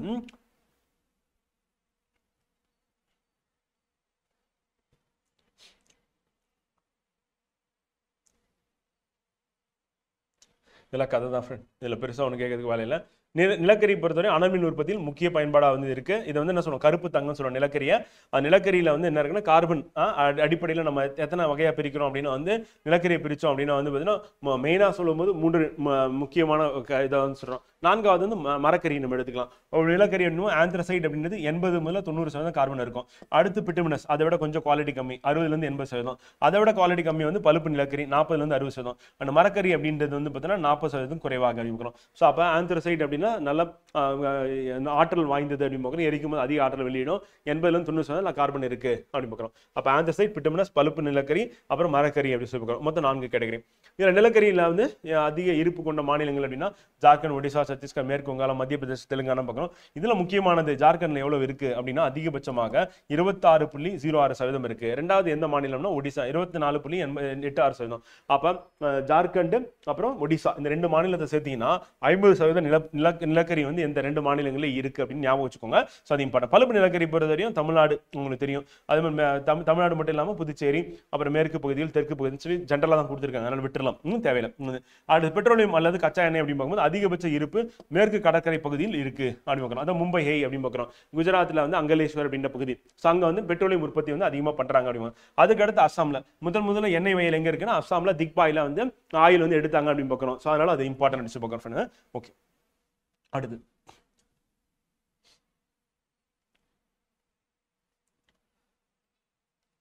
இது இம்பார்ட்டன்ட். டோட்டல் தெர்மல் அப்படின்னு பார்க்கும்போது வந்து இந்தியாவில் ஃபியூல் ஆற்றல் அப்படின்னு பார்க்கும்போது ஆற்றல் உற்பத்தியில முக்கிய பங்கு வகிக்கிறது தெர்மல் அனல் மின் நிலையங்கள் அப்படின்னு 63.2% இருக்குது. அதுல கோல் அப்படின்றது நம்ம அதிக அளவில் பயன்படுத்துறோம். அது 54.3% வந்து பயன்படுத்தப்படுகிறது. கோல் மூலியமா உற்பத்தி பண்றது. அப்போ மொத்த அனல் மின் நிலையம் அப்படின்னு மொத்த அனல் மின் நிலையங்கள் உற்பத்தி வந்து பார்த்தீங்கன்னா ஆற்றல் அப்படின்னு 63.2% வந்து நிலக்கரியை பயன்படுத்தி உற்பத்தி அப்படின்னா 54.3% சொல்லலாம் வந்து. ஏன்னா அனல் மின் நிலையங்களில் நிலக்கரி மட்டும் கிடையாது, எரிபொருளாக வந்து பார்த்தீங்கன்னா ஆயிலும் யூஸ் பண்ணுவாங்க அப்படின்னு பார்க்குறோம். அப்புறம் அணுக்கரு உற்பத்தி மூலியமா ஆற்றல் எவ்வளோ பார்த்தீங்கன்னா 1.9%. இது வந்து 2% கூட நம்ம எடுத்துக்கலாம். ஸோ அப்படி ஞாபகம் வச்சுக்கோங்க. புதுப்பிக்கத்தக்க ஆற்றல் வளங்கள் மூலியமா உற்பத்தி அப்படின்றது 22% பார்க்குறோம். இது இப்போ இன்க்ரீஸ் ஆயிருக்கு ரீசெண்ட் டேட்டால அப்படின்னு பார்க்குறோம். ஸோ ஆக மொத்தத்தில் அதிக உற்பத்தி அப்படின்னு கேட்டிங்கன்னா அனல் மின் நிலையங்கள் தான். அதாவது புதுப்பிக்க இயலாத வளங்கள்ல இருந்து உற்பத்தி அதிகமாக இருக்கு, புதுப்பிக்கத்தக்க வளங்கள் கம்மியாக இருக்கு. தமிழ்நாடு அப்படி ஆப்போசிட்ல இருக்கும். புதுப்பிக்கக்கூடிய வளங்கள்ல இருந்து அதிக ஆற்றல் உற்பத்தியும், புதுப்பிக்க இயலாத வளங்கள் ஆற்றல் உற்பத்தி கம்மியாக இருக்கும் அப்படின்னு பார்க்குறோம். ஸோ அப்போ அதிக அளவில் கிரீன் எனர்ஜியை பயன்படுத்தக்கூடிய மாநிலமாக எது இருக்குன்னா தமிழ்நாடு இருக்கு அப்படின்னு பார்க்குறோம். அடுத்து தபால். இந்திய அஞ்சல் வலையமைப்பு 1,55,000 தபால் நிலையங்களுடன் உலகிலேயே மிகப்பெரியதா வந்து இருக்கு அப்படின்னு பார்க்குறோம். இவற்றில் 1,39,000க்கும் மேற்பட்ட தபால் நிலையங்கள் கிராமப்புறங்களில் அமைந்துள்ளன அப்படின்னு பார்க்குறோம். ஸோ அதுல வந்து 1837 நாட்டில் தபால் சேவை பொதுமக்களுக்காக திறக்கப்பட்டது அப்படின்னு பார்க்குறோம். முதல் இந்திய அஞ்சல் தலை வந்து எங்க வெளியிட்டாங்கன்னா கராச்சியில் 1952 அப்படின்னு. இதெல்லாம் ஃபேக்ட், அப்படியே படிச்சு மனப்பாடம் பண்ணிட்டு அஞ்சல்களை சேகரித்து வழங்குவது அஞ்சல் துறையின் முதன்மையான பணியா வந்து இருக்கு அப்படின்னு பார்க்குறோம். 1975 விரைவு அஞ்சல் அப்படின்னு வெளி சேவை அறிமுகப்படுத்துறாங்க. 1972 வந்து பின்கோடு அப்படின்னு வெளியிடுறாங்க அப்படின்னு பார்க்குறோம். பின்கோட்னா என்னன்னு கேட்டுருவாங்க, போஸ்டல் இண்டெக்ஸ் நம்பர் அப்படின்னு பார்க்குறோம். ஸோ அது நமக்கு எக்ஸாம் பாயிண்ட் ஆஃப் இம்பார்ட்டன்ட் கேட்கறதுக்கான வாய்ப்பு இருக்கு அப்படின்னு பார்க்குறோம். ஸோ ஞாபகம் வச்சுக்கணும். எங்கெல்லாம் எக்ஸ்பான்ஷன் வந்து இருந்தோ ஸோ அந்த அப்ரிவேஷன் இருக்கோ அதெல்லாம் கண்டிப்பாக நம்ம நோட் பண்ணிக்கணும். அடுத்து தொலைத்தொடர்பு. இந்தியாவில் வானொலி ஒலிபரப்பு எப்பனா 1923 கொண்டு வராங்க. பம்பாய் வானொலி கிளப்பால் தொடங்கப்பட்டதுன்னு பார்க்குறோம். இம்பார்ட்டன்ட். 1936 அகில இந்திய வானொலி AIR என பெயரிடப்பட்டது. மீண்டும் 1957 ஆகாஷ்வாணி என பெயர் மாற்றம் செய்யப்பட்டது அப்படின்னு பார்க்குறோம். ஸோ அது நமக்கு எக்ஸாம் பாயிண்ட் ஆஃப் இம்பார்ட்டன்ட் வந்து. தொலைக்காட்சி. அடுத்து தொலைக்காட்சி பொறுத்தவரையும் வந்து பார்த்தீங்கன்னா தூர்தர்ஷன் வந்து என அழைக்கப்படுகிற வலையமைப்பு ஏற்படுத்துறாங்க. அவங்க ஃபர்ஸ்ட் ஸ்டார்ட் பண்ண ப்ரோக்ராம் பேர் என்னன்னு கேட்பாங்க. கேட்டாங்கன்னா என்னது பொது தேசிய திட்டம் வந்து. ஸோ அது இம்பார்ட்டன்ட் வந்து காமன் நேஷனல் ப்ரோக்ராம் அப்படின்றது யார் ஆரம்பிச்சா அப்படின்னு கேட்பாங்க. கேட்டாங்கன்னா தூர்தர்ஷன் ஆரம்பிச்சாங்க, DD ஆரம்பிச்சாங்க அப்படின்றது இம்பார்ட்டன்ட் வந்து எக்ஸாம் பாயிண்ட் ஆஃப்ல கேட்பாங்க வந்து முதல்ல. ஸோ அவங்க தான் வந்து தொலைக்காட்சி சேவை வந்து ஃபர்ஸ்ட் வாங்கினாங்க அப்படின்னு பார்க்குறாங்க. அடுத்து இணையம் பொறுத்தவரை 460 மில்லியனுக்கு அதிகமான இணைய பயனாளர்களை கொண்ட இந்தியா 2வது பெரிய இணைய வழி சந்தையாக இருக்கு. அப்போ முதல்ல யாருன்னா சைனா தான். நம்மளோட பாப்புலேஷன் அதிகம். ஃபியூச்சர்ல நம்ம வந்து போறதுக்கான வாய்ப்பு. சைனா விட நம்ம பாப்புலேஷன் அதிகமாக இருக்கிறதுனால பிரசண்டா வந்து இருக்கிறதுனால நம்ம ஃபியூச்சர்ல நம்ம தான் அதிகமாக இணையத்தை பயன்படுத்தக்கூடிய நாடா வந்து இருக்க வாய்ப்பு இருக்கு அப்படின்னு. செயற்கைக்கோள் அப்படின்னு பார்க்கும்போது 1969ஆம் ஆண்டில் இந்திய விண்வெளி ஆராய்ச்சி நிறுவனம் என்ன பண்ணாங்க, இஸ்ரோ வந்து ஏற்படுத்தப்பட்டது பார்க்குறோம். அது இம்பார்ட்டன்ட். அவங்க வந்து என்ன பண்ணாங்கன்னா செயற்கைக்கோள் அமைப்பு, இந்திய தேசிய செயற்கைக்கோள் அமைப்பு இன்சாட் மற்றும் இந்திய தொலை உணர்திறன் செயற்கைக்கோள் அப்படின்னு பார்க்குறோம். அது வந்து IRS. அப்போ அவங்க அனுப்பக்கூடிய 2 முக்கியமான செயற்கைக்கோள் வந்து ஒன்று இன்சாட், மற்றொன்று IRS அப்படின்னு பார்க்குறோம். ராக்கெட் வந்து PSLV முக்கியமான ராக்கெட். அதில் வைக்கக்கூடிய செயற்கைக்கோளோட பேர் தான் இது. 1983 நிறுவப்பட்டது தான் என்னன்னா இன்சாட். தொலைத்தொடர்பு, வானிலை கண்காணிப்பு, பல்வேறு திட்டங்களுக்காக இது வந்து அனுப்புறாங்க. இன்சாட் வரிசையில் தொலைக்காட்சி தொலைக்காட்சி, தொலைபேசி, வானொலி, கைபேசி ஆகியவற்றை அடுத்தடுத்து அனுப்பியிருக்காங்க அப்படின்னு பார்க்குறோம் வந்து. ஸோ ரெண்டுமே இம்பார்ட்டன்ட்.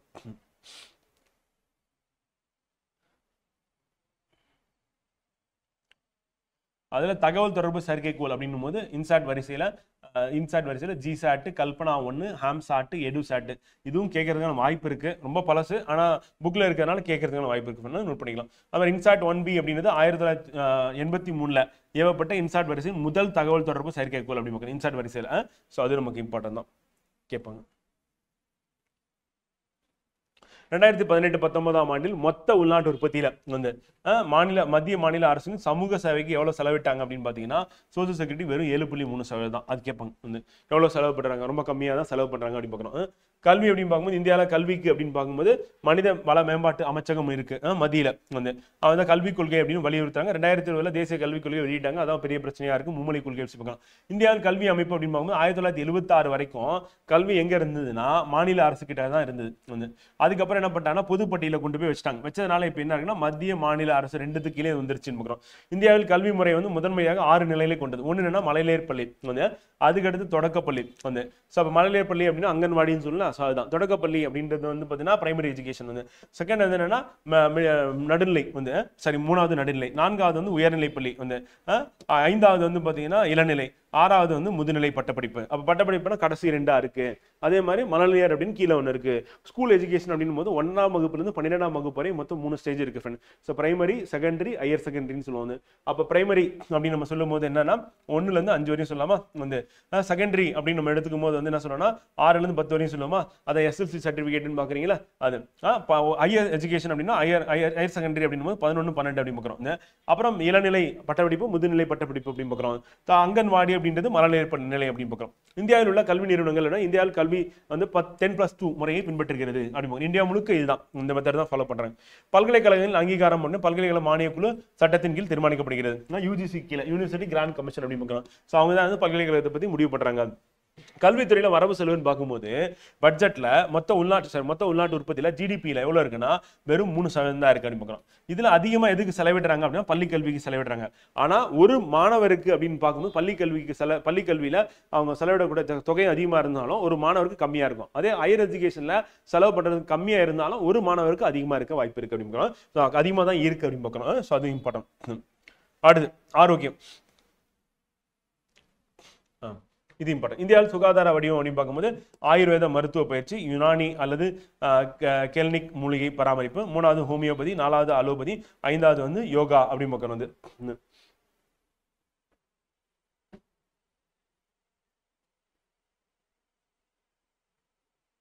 சித்தா விட்டுட்டாங்க, புக்லேயே இல்லை. ஓகே, ஆயுஷ்,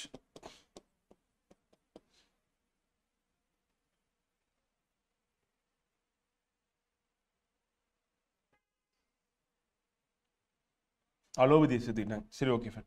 நம்ம இங்க சித்தான்னு போட்டுப்போம். அலோபதி வந்து இங்கிலீஷ் மெடிசன் ஆக்சுவலா, அந்த இடத்துல நம்ம சித்தா வந்துருக்கணும். ஓகே, புக்கில் இல்லை, நம்ம ஸ்கூல் டெக்ஸ்ட். அடுத்து அறிவியல் தொழில்நுட்பம் மற்றும் ஆராய்ச்சி மேம்பாடு. இந்தியாவில் பூச்சி மேலாண்மை அணுகுமுறை வலுப்படுத்தல் மற்றும் நவீனமயமாக்க தான் SMPMA. இது கேட்டுருவாங்க, விரிவாக்கம் என்னன்னு கேட்டோம். Strengthening and modernisation of pest management approach in India அப்படின்னு பார்க்குறோம். அதை பார்க்கும்போதே தெரியுது பூச்சிக்கொல்லியை கண்ட்ரோல் பண்றது எங்கன்னா மேலாண்மையில, விவசாயத்துல. அடுத்து ஒருங்கிணைந்த பூச்சி மேலாண்மை. இது பூச்சி பிரச்சனை நிர்வகித்து சுற்றுச்சூழல் உகந்த சூழ்நிலை அணுகுமுறை. ஏன்னா சுற்றுச்சூழல் பிரச்சனையும் வந்துடுது. அதிகமாக பெஸ்டிசைட் யூஸ் பண்ணும்போது பாதிப்பு ஏற்படுத்தும். மற்ற உயிரினங்கள், தேனீகளுக்கு பாதிப்பு, மனிதர்களுக்கு பாதிப்பு, விலங்குகளுக்கு பாதிப்பு. முக்கிய அம்சங்கள் வெட்டுக்கிளி கட்டுப்பாடு மற்றும் ஆராய்ச்சி அமைப்பு அப்படின்னு ஏற்படுத்தியிருக்காங்க. வெட்டுக்கிளி பிரச்சனை எங்க இருக்கு அப்படின்னு பார்த்தீங்கன்னா பாகிஸ்தான் ஒட்டி இருக்கக்கூடிய ராஜஸ்தான், குஜராத், ஹரியானா மாநிலங்கள்ல இந்த பாதிப்பு ஏற்படுது. அதை பத்தி ஆராய்ச்சி பண்றதுக்கு அங்க பாலைவன பகுதியில் ஏற்படுத்தியிருக்காங்க அப்படின்னு. அடுத்து பூச்சிக்கொல்லிகளை அமல்படுத்தும் சட்டம் 1968 இதுக்கு ஒரு சட்டமே கொண்டு வராங்க அரசாங்கம் பயன்படுத்தல. அடுத்து அமலாக்க முகமை வந்து இம்ப்ளிமெண்டிங் ஏஜென்சின்னா சென்ட்ரல் இன்டகிரேட்டட் மத்திய ஒருங்கிணைந்த பூச்சி மேலாண்மை மையங்கள் மூலமா என்ன பண்றாங்க, இதை வந்து செயல்படுத்துறாங்க. பூச்சிக்கொல்லி சட்டத்தை செயல்படுத்துறாங்க. என் கிராமம் என் பெருமை அதுவும் மேராகாவன் மேரா கௌரவ் அப்படின்னு சொல்லிட்டு வந்து பார்த்தீங்கன்னா மேராகாவன் மேரா கௌரவன் என் கிராமம் என் பெருமை சொல்லிட்டு விவசாயிகளுடன் விஞ்ஞானிகளின் நேரடி இடைமுக ஊக்குவித்தல். விவசாயிகள் வந்து விவசாயிகளும் விஞ்ஞானியும் ஒன்னோட சந்திக்கிறது. அப்போ விஞ்ஞானிகள் எங்க இருப்பாங்கன்னா ஐகார்ல இருப்பாங்க, இந்தியன் கவுன்சில் ஆஃப் அக்ரிகல்ச்சர் ரிசர்ச்ல இருப்பாங்க. ஸோ இதுவும் நம்ம கேட்டுருவாங்க ஃப்ரெண்ட், இதனோட விரிவாக்கம் என்னன்னு கேட்டுருவாங்க, இம்பார்ட்டன் வந்து. ஸோ அவங்க என்ன பண்றாங்கன்னா விவசாய பல்கலைக்கழக விஞ்ஞானிகள் உள்ளனர். இவங்க என்ன பண்றாங்கன்னா விவசாயிகளோட நேரடியாக தொடர்பு கொண்டு வந்து ஒவ்வொரு குழுவும் அதிகபட்சமாக 100 கிலோமீட்டர் தொலைவுள்ள 5 கிராமங்களை தத்தெடுக்கணும் வந்து. ஸோ அதுதான் வந்து பார்த்தீங்கன்னா அந்த விஞ்ஞானி குழுக்கள் வந்து சொல்லியிருக்காங்க வந்து. இதுல விவசாயிகளுக்கு தொழில்நுட்பம் பிற தொடர்புடைய அம்சங்கள் குறித்த தகவல்களை என்ன பண்றாங்க அவங்களுக்கு ஒரு காலகட்டத்தில் வழங்குவார்கள். ஸோ இதை வந்து கொடுக்கறது கண்டினியூஸா அப்படின்னு பார்க்கணும். அடுத்து தர்பான் புதிய இந்தியாவுக்கான கிராமப்புற அஞ்சல் அலுவலகத்தின் டிஜிட்டல் மேம்பாடு திட்டம் வந்து. ஸோ தர்பானா என்னன்னு கேட்டுருவாங்க, digital advancement of rural post office for new India project அப்படிங்க. தர்பானா என்னன்னு கேட்டாங்கன்னா அதனுடைய அந்த நேம் மட்டும் போதும். ஸோ அதுதான் நமக்கு எக்ஸாம்ல கொஸ்டினாக கேட்பாங்க. டிஜிட்டலாக வந்து மாற்றணும் போஸ்ட் ஆஃபீஸை அப்படின்றது அதனுடைய நோக்கம் வந்து. அடுத்து சம்பூர்ணா பீமா கிராம் யோஜனா அப்படின்னு பார்க்குறோம். முழுமையான காப்பீட்டு கிராம திட்டம் சம்பூர்ணா பீமா. அப்போ எனக்கு காப்பீடு அப்படின்றதா வந்து பார்த்தீங்கன்னா இது. So provide affordable life insurance for all the people living in rural areas country through postal network மூலியமா பண்ணுறது இருக்கிறோம். ஸோ அவ்வளோ ஃபர்ஸ்ட் இந்த வரி மட்டும் நமக்கு போதும் எக்ஸாம்ல. ஸோ நாட்டின் கிராமப்புறங்களில் வசிக்கும் மக்களுக்கு அஞ்சல் வலையமைப்பு மூலம் வந்து மலிவு விலையில் காப்பீடு சேவைகளை வழங்குவதை நோக்கமாக கொண்டது. அதனால முழுமையான காப்பீட்டு கிராம திட்டம் சம்பூர்ணா பீமா கிராம் யோஜனா. பீமானா நமக்கு இன்சூரன்ஸ் அப்படின்னு பார்க்கணும், கிராம யோஜனா அப்படின்னு பார்க்கணும். அடுத்து வடகிழக்கு சாலை துறை மேம்பாட்டு திட்டம் வந்து. So north east road sector development scheme அப்படின்னு பார்க்குறோம் வந்து. ஸோ அது நமக்கு எக்ஸாம் பாயிண்ட் ஆஃப்ல இம்பார்ட்டன். வடகிழக்கு பிராந்தியத்தில் நார்த் ஈஸ்ட் சிஸ்டம் அப்படின்னு சொல்லி.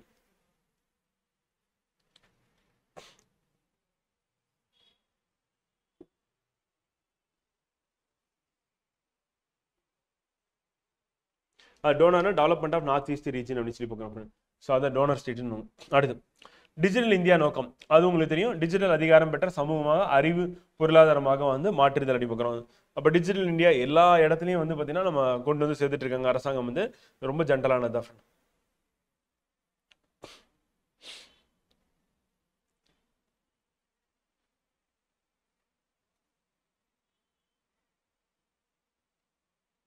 இதெல்லாம் கேட்டுரும். இதுதான் நம்ம வந்து ஸ்பெசிஃபிக்கா பீம்னா என்னன்னு கேட்டுரும். பீம் அப்படின்னு Bharat interface for money BHIM வந்து ஆப்ஜெக்ட் என்ன to enable fast secure reliable cashless payment through your mobile phone. நம்ம பீம் வந்து யூஸ் பண்ணிட்டு இருக்கோம். ஸோ அதுதான் அது.